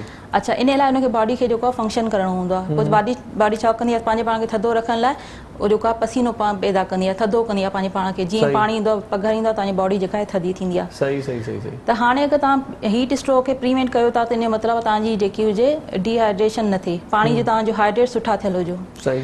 ॿारनि में हाणे छा थींदो आहे त ॿारनि खे जेको आहे पेरेंट्स जेके कंदा आहिनि उहो चवंदा पाणी न ॾींदा, उहो चवंदा जूस पी छॾियो, शरबत पी छॾियो, बोतल पी छॾियो। पाणी जी अलॻि अहमियत आहे, जूस अलॻि आहे। हाणे छा थींदो, अगरि जूस आहे त उन में ग्लूकोस हूंदो, अगरि कोल्ड ड्रिंक आहे त उन में जेको हूंदो सोडियम वग़ैरह हूंदो। त असांजी बॉडी में जीअं असांजी हीट मेंटेन थींदी आहे, उहे असांजा इलेक्ट्रोलाइट शुगर वग़ैरह बि मेंटेन थींदी आहे। बाक़ी सभु पेशाब जे ज़रिए ॿाहिरि निकिरी वेंदो। सही सही। उनखे कढण लाइ तव्हांजे जिस्म खे पाणी एक्स्ट्रा खपे, त उनखे एक्स्ट्रा पाणी ज़रिए उहे शयूं जेके आहिनि ॿाहिरि निकिरी वेंदियूं। हाणे जेका तव्हां बोतल ॾिनी, कोल्ड ड्रिंक ॾिनी, जूसिस ॾिना, उहे जेके आहे उहे उनखे एक्स्ट्रा शयुनि खे पेशाब मां कढण जे ज़रिए ख़तमु थी वेंदा। पर तव्हांखे जेकी पाणी जी ज़रूरत आहे, जेका गर्मीअ जे ज़रिए पघर ईंदो असांजी तव्हांजी बॉडी टेम्परेचर मेंटेन कंदी, उहा जेकी आहे पूरी न थींदी। सही। त बहितरीन तरीक़ो इहो ई हूंदो आहे त तव्हां जेको आहे ॿारनि खे सादो जेको पाणी आहे उहो पीआरियो। ठीकु आहे। इन खां अलावा जेको आहे गरम जॻह ते न रखो, एटलीस्ट फैन हुजे त जीअं तव्हांजो जेको कमरो इन्वायरमेंट हुजे उहो थधो हुजे। AC अफोर्ड करे सघो था त AC हलाए छॾियो। ऐं इन खां अलावा जेकी गरम बाहि आहे उहा बहितर आहे त दरियूं वग़ैरह तव्हां बिल्कुलु बंदि करे छॾियो। ॿारनि जी एक्टिविटी इलाही घणी हूंदी आहे, ॿार हिकु जॻह ते वेही नथो सघे, हुते चमकंदो हुते चमकंदो, होॾे वेंदो। ही त पंहिंजा शहर जा ॿार त पंहिंजी जॻह ते ॻोठनि जा ॿार ॾिसंदो त हिन निटण उस में साइकिल हलाईंदा वठंदा, साइकिल हलाईंदा वठंदा, त उनजी एक्टिविटी हूंदी आहे, उनखे मज़ो ईंदो आहे। उन में उनखे घणो पघर ईंदो आहे, त उनखे पाणी जी रिक्वायरमेंट बि घणी आहे। त जेतिरो तव्हां पाणी ॾींदा ओतिरो बची सघंदो ॿार। त बहितर आहे त ॿारनि जेकी हीट प्रिवेंशन आहे उहा तव्हां कयो। ईअं न आहे त ॿारनि खे हीट स्ट्रोक न थींदो, ईअं न आहे।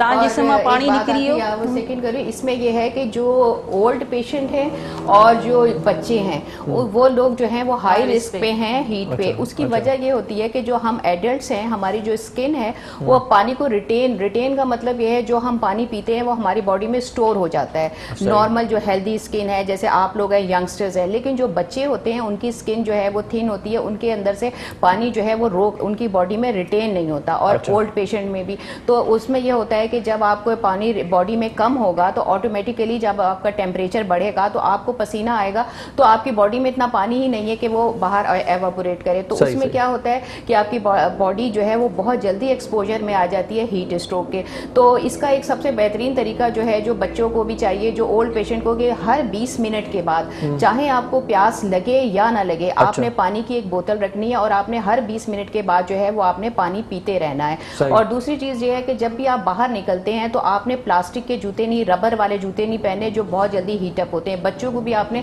वो शूज नहीं पहनाने जिसमें जो बहुत जल्दी गर्म, और जब वो बाहर निकले तो उनके साथ जो है वो आप एक अम्ब्रेला छोटी सी दें, चश्मा दें, ताकि उनकी आंखों का भी जो हीट से एक्सपोजर ना हो, और उनको एक्सेसिव क्लॉथिंग ना दें। एक्सेसिव क्लॉथिंग का मतलब है कि आपने शर्ट है, शर्ट के ऊपर जैकेट पहना दी, आपने उनको पतले बारीक और लूज कपड़े पहनाए। पतले बारीक और लूज कपड़े पहनाने से ये होता है जो आपके बॉडी की हवा और जो बाहर की हवा है उसके अंदर एक्सचेंज हो सके, प्रॉपर वेंटिलेशन हो सके। तो पतले कपड़े और ढीले कपड़े पहनाएं आप अपने बच्चों को भी, अपने बूढ़ों को भी। और हर पानी जो है वो 20 मिनट। और उसके बाद ये है कि अगर खुदा ना खास्ता जो है आपको ऐसा महसूस हो, अच्छा आपको पता कैसे चलेगा कि उस बच्चे को लू लग गई है या हीट स्ट्रोक हो गया है, ये पता तो कैसे चलेगा? पता कैसे इसका चलेगा? जवाब मैं आपसे लूंगा, लेकिन एक अच्छा सॉन्ग सुनने के बाद। समीर भाई जी सॉन्ग सुनना है, ठीक है, है मूड सुनाने का? बिल्कुल बिल्कुल, चलें जी सुना दें।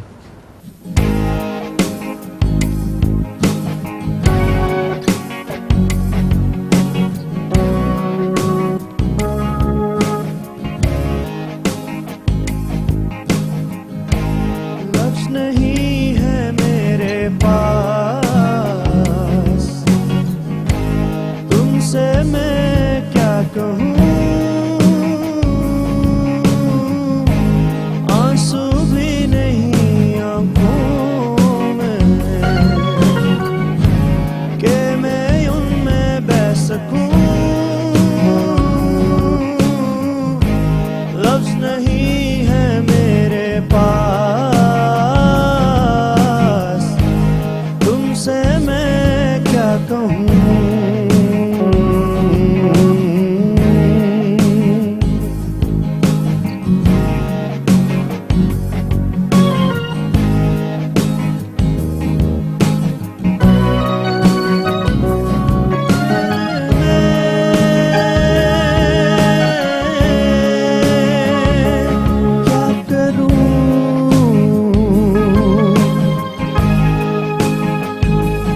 किस तरह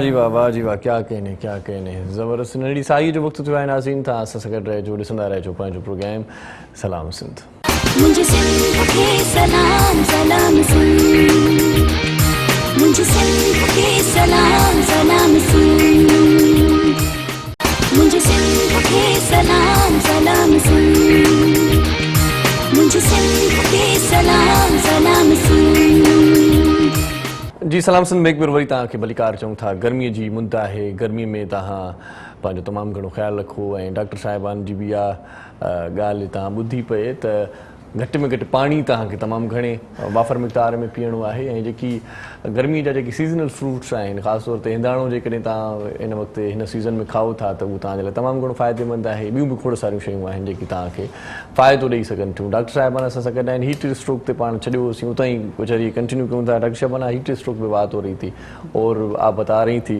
कि कैसे पता चले इस तरह से कुछ हाँ एक तो ये होता है सबसे पहले अगर हीट स्ट्रोक होता है तो सबसे ज़्यादा गुस्सा इरिटेट हो जाता है पेशेंट उसके बाद उसको पसीना एक्सेसिव पसीना बहुत ज़्यादा पसीना आएगा तो इसका मतलब ये कि उसको हीट स्ट्रोक और फिर उसकी जो है रेस्पिरेशन यानी सांस जो है उसका तेज़ हो जाना उसके दिल की धड़कन का तेज़ हो जाना उसको उल्टी आना ये सारी सर में दर्द हो जाना तो ये सारी चीज़ें बेहोशी की तरफ पेशेंट चला जाता है। अच्छा इसमें एक गलती सबसे बड़ी क्या है सबसे पहले तो आपने क्या करना है आपने जैसे ही आपको लगे कि ये सारी चीज़ें हो रही हैं आपने अपने पेशेंट को जो है सायादार जगह पे ले जाएं और सबसे पहले आप इमरजेंसी कॉल करें एम्बुलेंस को।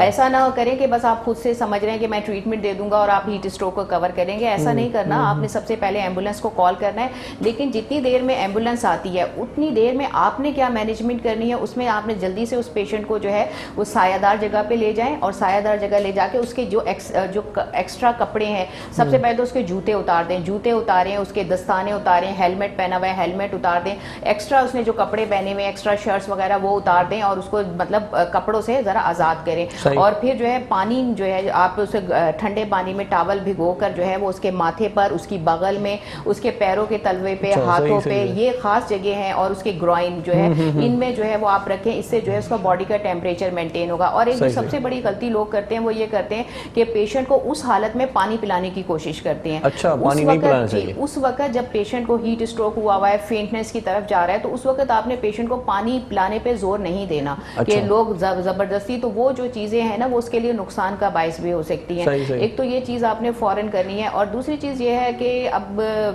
चले इसमें ये है अब आपने इमरजेंसी हो गई इमरजेंसी के बाद आपने पेशेंट को जो है वो इसमें बहुत सारी एहतियातें ये हैं कि हमने कुछ ऐसे फूड्स हैं जो कि हमारे जिस्म का पानी निकालते हैं। जैसे भी किसी भाई ने सवाल ये किया था बच्चे और बड़ों का तो अक्सर ऐसा होता है कि हम बच्चे जो हैं वो फिजी ड्रिंक्स ले रहे होते हैं। ये जो फिजी ड्रिंक्स हैं ये जितने भी कार्बोनेटेड ड्रिंक्स हैं ये आप बच्चों को ना दें और कॉफ़ी चाय ये वो चीज़ें हैं जो हमारे जिस्म का पानी निकालती हैं। ये जो है क्या कहते हैं डायूरेटिक्स हैं बॉडी का पानी निकालती हैं। तो आप सब लोगों को चाहिए चाहे जवान हैं बूढ़े हैं बच्चे हैं आप चाय और कॉफ़ी का इस्तेमाल कम कर दें और वो चीज़ें खाएं। कॉलर हमारे साथ हैं तो उनको शामिल करते हैं उसके बाद कंटिन्यू करते हैं। अस्सलाम वालेकुम जी।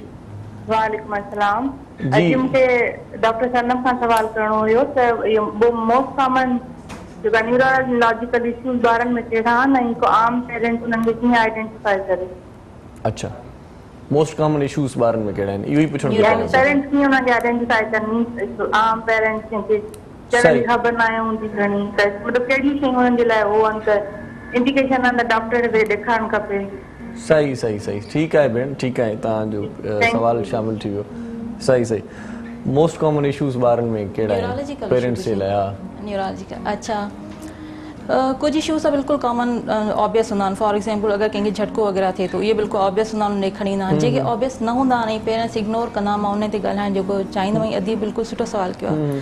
असांजी जेके हाणे कॉमन जेके प्रॉब्लम्स थियनि था उन में हिकिड़ो ऑटिज़म आहे ADHD आहे attention deficit hyper active syndromes आहिनि डिज़ीज़ आहिनि। अच्छा इन में छा थींदो आहे त ॿार जेको साल जो थी वियो उहो वेहंदो बि उथंदो बि हलंदो बि भॼंदो बि खेॾंदो बि जेके मसइला हूंदा उहा कहिड़ो हूंदो उहो जेको आई कॉन्टेक्ट न कंदो आई कॉन्टेक्ट न कंदो उहो फीलिंग्स आहे लव जेके शो न कंदो हगिंग करणु किसिंग करणु उहो न कंदो जीअं माउ परे थी वञे हुन लाइ रोअणु परेशान थियणु उहे जेके फीलिंग्स न कंदो तव्हां हुनखे नाले सां सरींदो उहो नाले खे रिस्पॉन्स न कंदो। इहे अर्ली साइन आहिनि ऑटिज़म जूं जेको इलाही मोस्ट कॉमन जेको आहे हाणे जेको न्यूरोलॉजिकल डिसऑर्डर अचे थो बेसिकली हिनखे न्यूरो डाइवर्जन चवंदा आहिनि असांजी ज़बान में।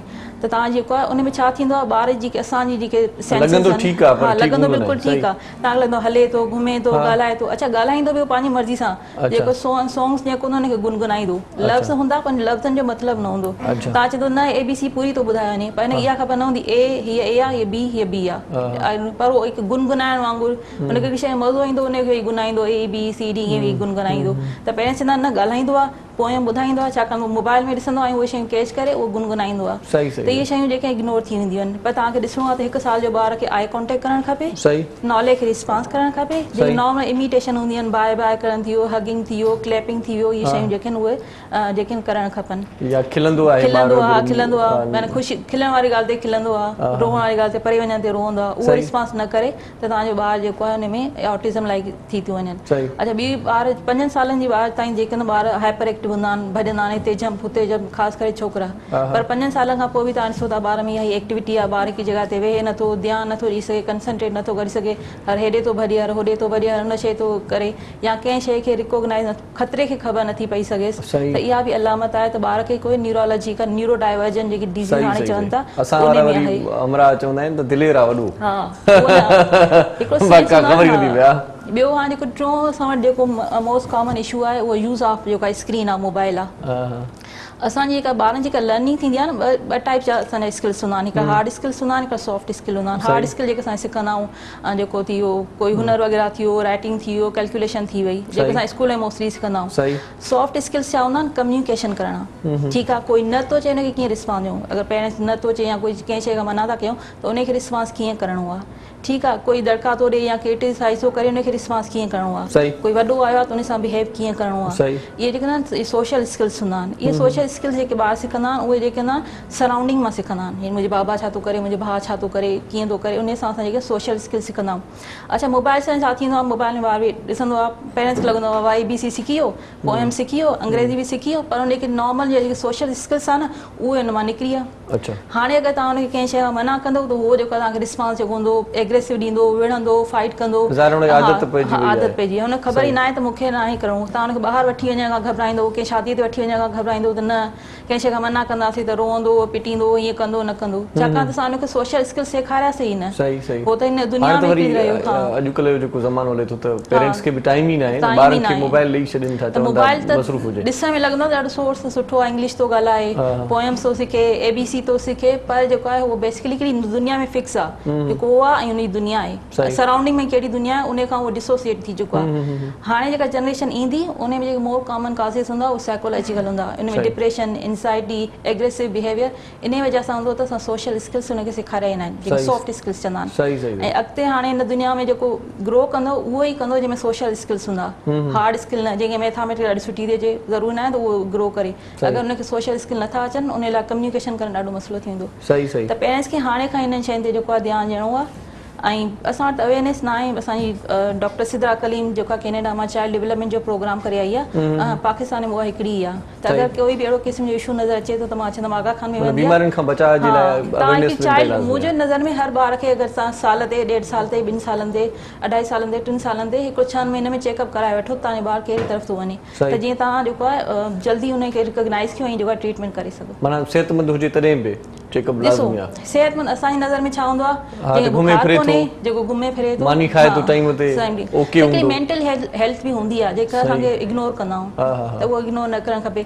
ॿारनि में डिप्रेशन इलाही घणो कॉमन थी वियो आहे, हाणे खां तव्हां ॾिसंदा उहो कलर ते ॻाल्हाईंदा, या चवंदा फलाणे जी बर्थडे जेके आहिनि उन में टीचर्स जेको गिफ्ट ॾिनो, पेरेंट्स गिफ्ट खणी आया, मां जेको आहे केक खणी हुयमि, मां जेको गिफ्ट न खणी हुयमि, त जेको रिटर्न गिफ्ट आहे उहो ॾाढो मसइलो थी वियो आहे, जेके तालीम एॾी महांगी, ॿियो जेके अमीर जेके अफोर्ड करे सघनि था उहे त करे था वञनि, जेके नथा करे सघनि ॿारनि में ये डिप्रेशन जो कॉमन, बच्चे भी आजकल डिप्रेशन का शिकार हैं। जी बिल्कुल है, बिल्कुल सबके साथ यही हो रहा है, हर बंदा डिप्रेशन का शिकार है। जैसे ये डॉक्टर साहब बात करिए, आपको याद होगा हमने कुछ दिन पहले ऑटिज्म पे पूरा एक प्रोग्राम किया था, जिसमें मैंने आपको बताया था काफ़ी हमने, और हमारे पाकिस्तान में भी बहुत ऑटिज्म के जो है इदारे हैं, बहुत सारे अच्छे डॉक्टर्स पाकिस्तान में भी मौजूद हैं, जो कि इनके बहुत बड़े बड़े, आपने देखा था मेरा हाल दारुल सुकून के नाम से आए थे वो लोग भी हमारे साथ, ऑटिज्म के ऊपर बाकायदा बहुत काम हो रहा है, बहुत सेमिनार्स हो रहे हैं, बहुत वर्कशॉप वर्कशॉप, हम लोग खुद उसका हिस्सा हैं। बहुत सारे मतलब पाकिस्तान में भी बहुत काम हो रहा है। अगर आप लेकिन इसको जो ना लार्ज सिटी जी कराची थी वो सही। नहीं, हर जगह है, हर बहुत जगह कम। ये अभी जो इदारे- है जी, जो जी। है जो है सेंटर फॉर ऑटिज्म अभी स्टार्ट होगा हैदराबाद में, अभी स्टार्ट नहीं हुआ। अच्छा, डिप्रेशन से निजात किस तरह से मिल सकती देखिए, है? डिप्रेशन से सबसे बड़ा डिप्रेशन डिपेंड करता है कि आपको किस एज ग्रुप में हो रहा है। अगर आपके बच्चों में हो रहा है तो बच्चों का डिप्रेशन दूर करने में पेरेंट्स और फैमिली का बहुत रोल है। अच्छा। सबसे इंपॉर्टेंट चीज़ ये है कि पेरेंट्स को ये चाहिए कि बच्चों को टाइम दें, और दूसरी चीज़ ये है कि बच्चों को वैल्यूज सिखाएं, क्योंकि हम लोग जितने भी कैम्ब्रिज सिस्टम में बच्चे पढ़ रहे हैं या इंग्लिश मीडियम में पढ़ रहे हैं, तो उसमें बच्चों को सिर्फ जो है वो सोशल स्किल्स की बात कर रही थी जैसे डॉक्टर साहिबा, तो सोशल स्किल्स हम ज़्यादा सिखा रहे हैं, किस तरह से लोगों से बाहर इंटरनेशनल वर्ल्ड से कनेक्ट होना है, ये चीज़ें सिखा रहे हैं। लेकिन हमने किस तरह लोगों से कनेक्ट होना है, अपनी फैमिली से, अपने सराउंडिंग के लोगों से, वो चीज़ें हम नहीं बता पा रहे ना।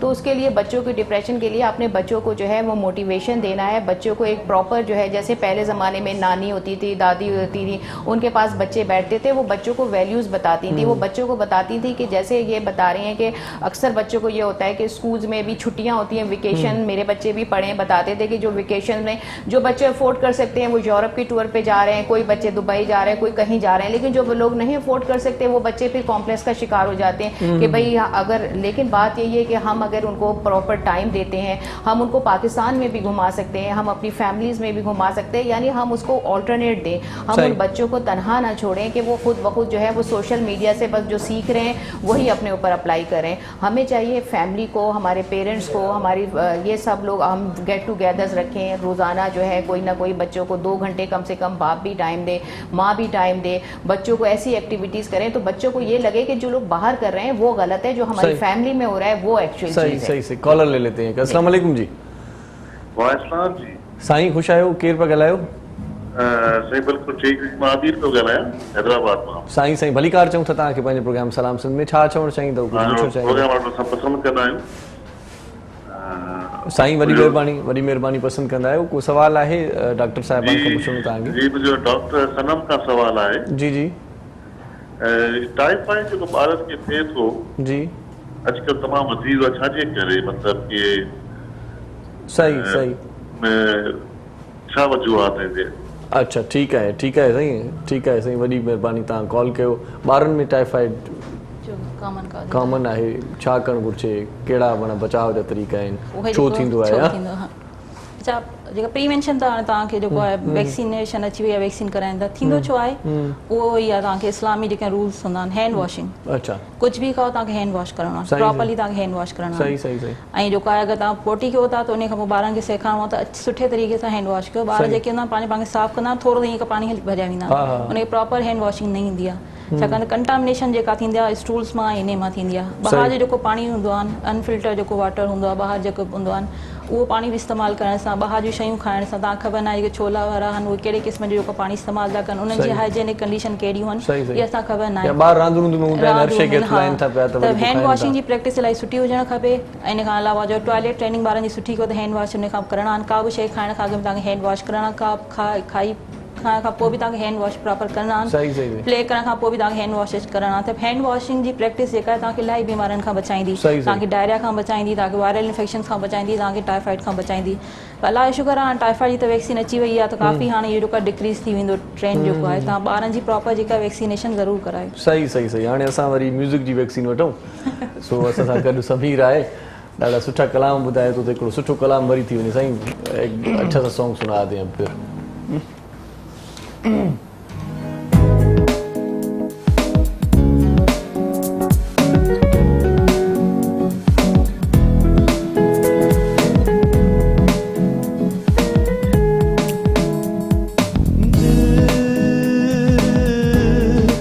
बादल बने आंखें बहने लगे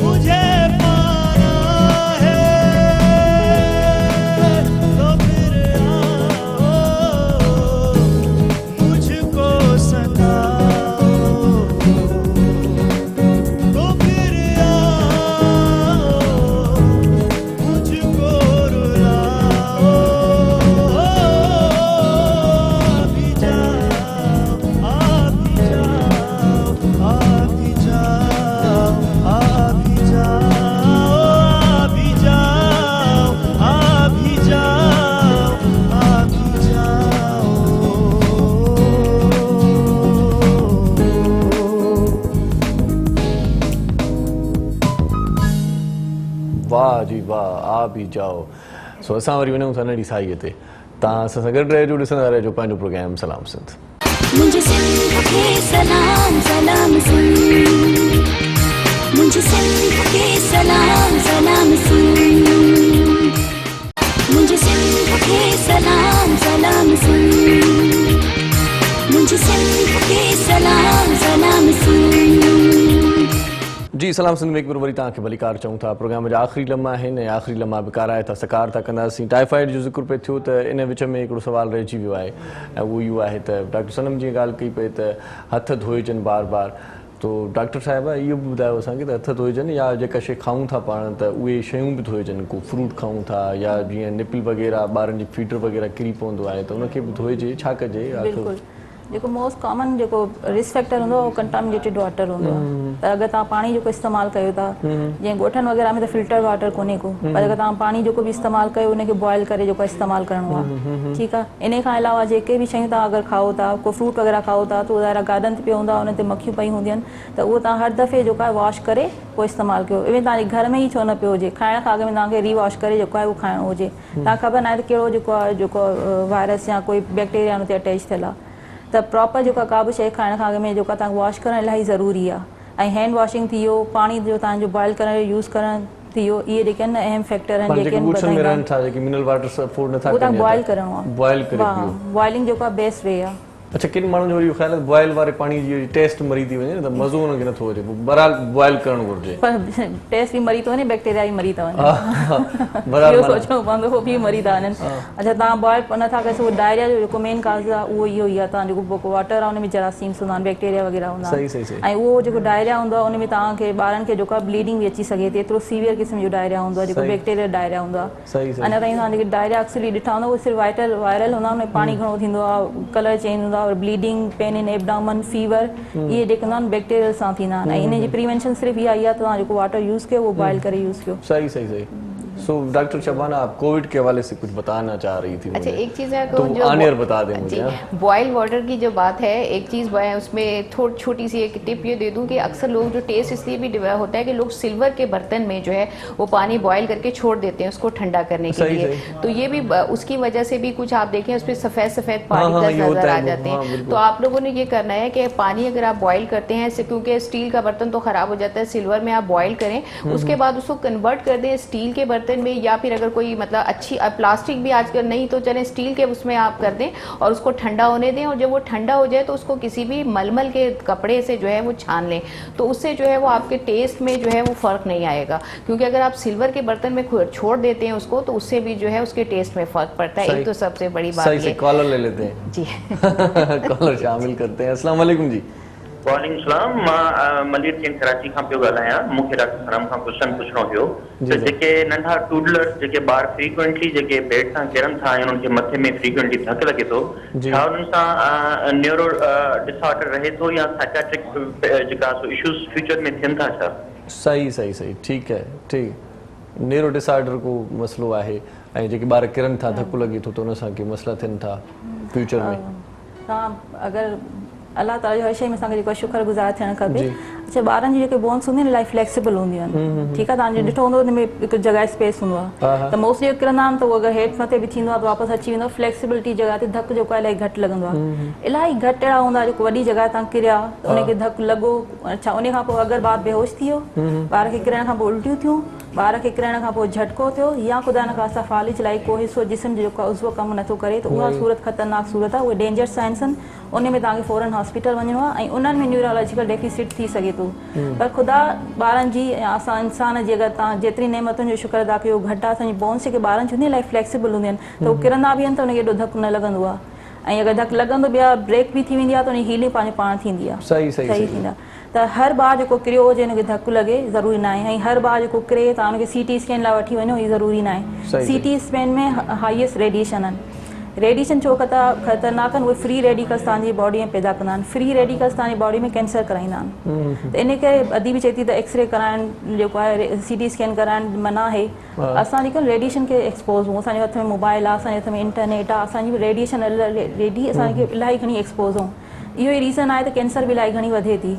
त जेतिरो तव्हांखे थी सघे तव्हां जेको परे रहो एक्सरेस खां, CT स्कैन खां, रेडिएशन खां, अननेसेसरी न करायो। सही अगरि ॿार खे झटको थियो, ॿार खे जेको आहे बेहोशी थी वई या ख़ुदा न खास्ता उल्टियूं थियणु शुरू थी वयूं त उन सूरत में CT स्कैन करायो, उहो पोइ तव्हांजो उन हक़ आहे डॉक्टर बि करायो, उहो सही आहे। पर अननेसेसरी हर बार जेको किरे उन खे CT स्कैन करायो, ये ज़रूरी ना है। सही डॉक्टर और ये न्यूरोलॉजिकल डिसऑर्डर का कह रहे हैं ना, तो इनको ये कैसे पता चला कि उसको न्यूरोलॉजिकल डिसऑर्डर या डेफिसिट कुछ हुआ है? क्योंकि खुद से तो डायग्नोज नहीं होता, कि उनको चाहिए कि फिर भी अगर इनको ऐसा फील हो रहा है तो वो डॉक्टर के पास जाएं, वो डॉक्टर देखे कि उसको हीमाटोमा का मतलब खून ब्लड तो नहीं जम गया, तो मतलब कुछ ऐसी इनको चेंजेस महसूस हो रही हैं, तो ये समझ रहे हैं कि उनको न्यूरोलॉजिकल डिसऑर्डर हुआ है। यानी तो बाज़ औक़ात ऐसा होता है कि हम किसी भी हेड इंजरी को इग्नोर कर देते हैं ये सोच के कि कोई बात नहीं, लेकिन अगर इनको ऐसा फील हो रहा है कि कोई ऐसी चेंज आ रही है या कहीं स्वेलिंग है या कोई बच्चा इरिटेट हो रहा है, उसके बिहेवियर में कोई चेंजेस आ रही हैं, तो उनको चाहिए कि वो डॉक्टर से कंसल्ट करके ये देखें कि क्या वजह है, अगर ज़रूरी हो।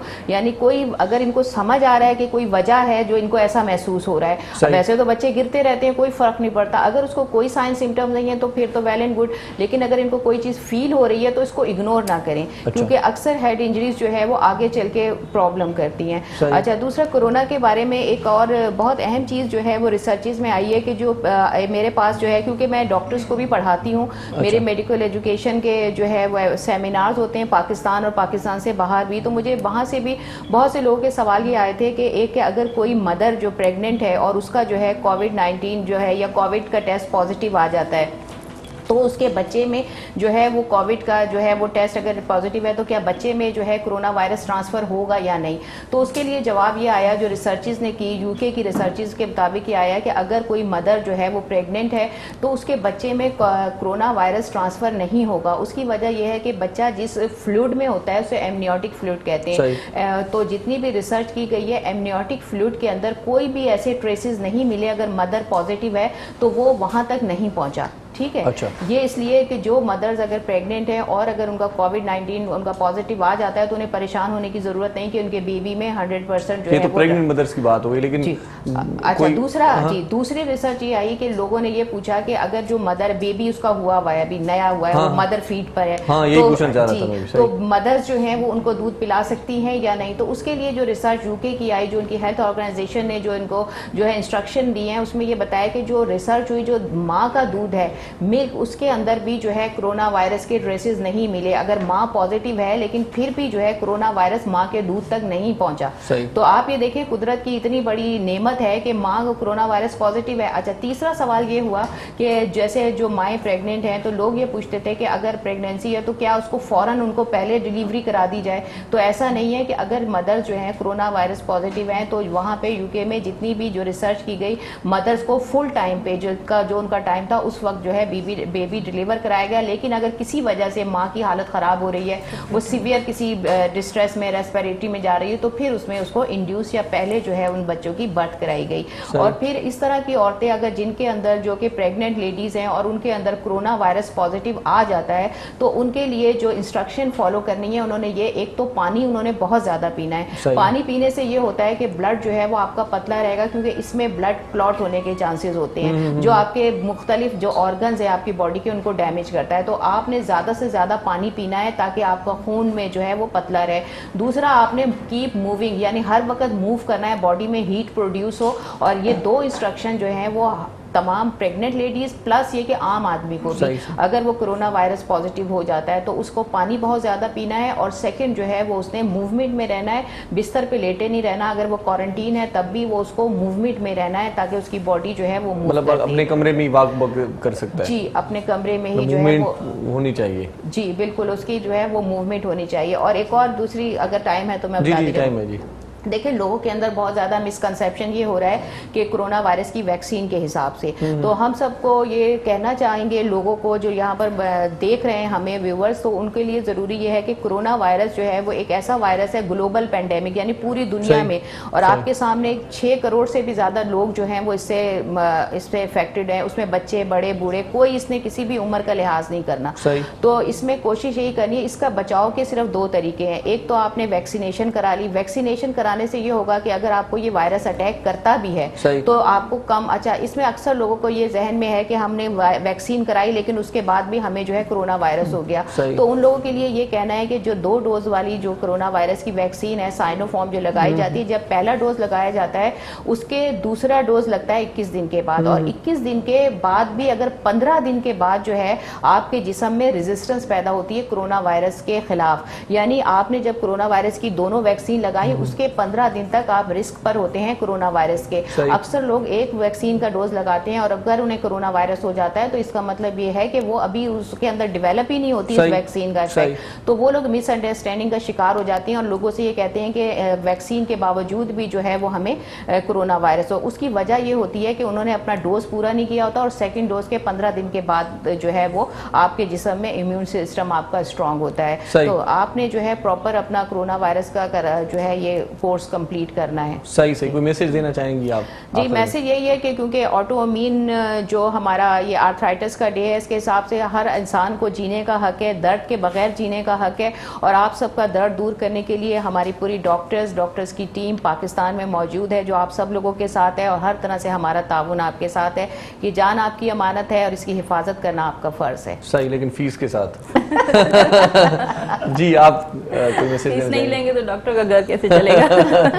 अच्छा, मुझे जेको मैसेज आहे उहो ई आहे सोशल स्किल्स से जेके सॉफ्ट स्किल्स हूंदा आहिनि, त ॿारनि जो जेको आहे स्क्रीन टाइम उहो तव्हां घटि कयो, पेरेंट्स जेके आहिनि ॿारनि खे टाइम ॾियनि, बिज़ी लाइफ आहे, कमाइणो आहे, ॿारनि जी ज़रूरतूं पूरी करणु, उहो सभु पंहिंजी जॻह ते, घटि में घटि जेको तव्हांजो वीकेंड आहे उन ते तव्हां मोबाइल वग़ैरह यूज़ न कयो, पंहिंजे ॿारनि खे टाइम ॾियो, उन्हनि खे वेहो, उन्हनि सां गॾु उनजी गोद, उनखे खणी गोद में वेहो, स्टोरीज़ ॿुधायो, तव्हांजो रिलेशन स्ट्रॉन्ग थिए, इन सां जेको आहे ॿार जो कॉन्फिडेंस लेवल वधंदो। हा, ऐं जेके अगरि तव्हांजो ग्रैंड पेरेंट्स आहिनि उन्हनि ॾे वठी वञो, चाचनि वग़ैरह वठी वञो, मामनि ॾे, खालानि ॾे, त जीअं तव्हांजो रिलेशन जेको आहे वैल्यूज़ जेके कायम आहिनि। सही से, बड़ी मेहरबानी अदी सनम बानो, तव्हां असांजे प्रोग्राम में आयो, बहुत शुक्रिया डॉक्टर साहब आपका भी, आपकी बातें बहुत अच्छी होती हैं, वैसे समझने में आसानी हो जाती है। समीर भाई, आपका मैसेज गाने में ही होगा, आप हमारे प्रोग्राम में आए, बहुत शुक्रिया, इंशाल्लाह नेक्स्ट मुलाकात भी होगी इसी प्रोग्राम में इंशाल्लाह। और सही तव्हांजी बड़ी मेहरबानी रखो तरह, आपका भी बहुत शुक्रिया, आप हमारे प्रोग्राम में तशरीफ़ लाए, तव्हांजी बड़ी मेहरबानी जिन जेको असांजो प्रोग्राम ॾिठो पए, कराए तो लाभाए तो प्रोग्राम रहियो, तव्हांखे वणियो हूंदो, फीडबैक ज़रूरु ॾिजो। इरशाद जागीरानी तव्हां खां अॼोके प्रोग्राम मां मोकिलाए थो पंहिंजनि प्यारनि जो, दिलवारनि जो, घर वारनि जो, नंढनि ॿारनि जो, बुज़ुर्गनि जो, बीमारनि जो, ऐं ख़ासि तौर ते उन्हनि जो बि ख़्यालु रखिजो जिन जो ख़्यालु रखण वारो केर बि कोन्हे। सो मोकिलाणी कहिड़ी, जी लतीफ़, जी मिठी ॿोली, पाण सदाईं कर जी।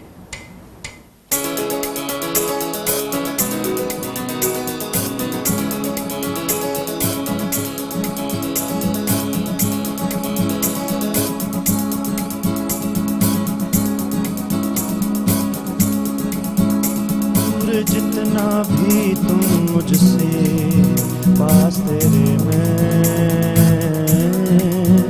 अब तो आदत सी है मुझको ऐसे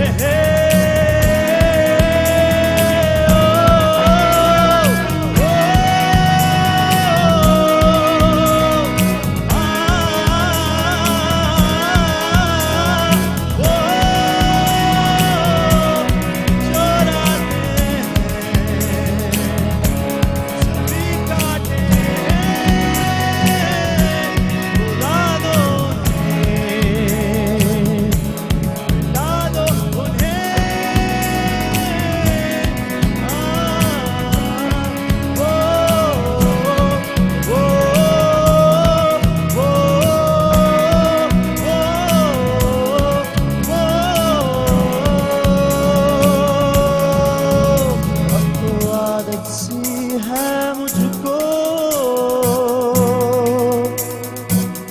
ऐसे जीने में। मुझे सिंध के सलाम सलाम सुन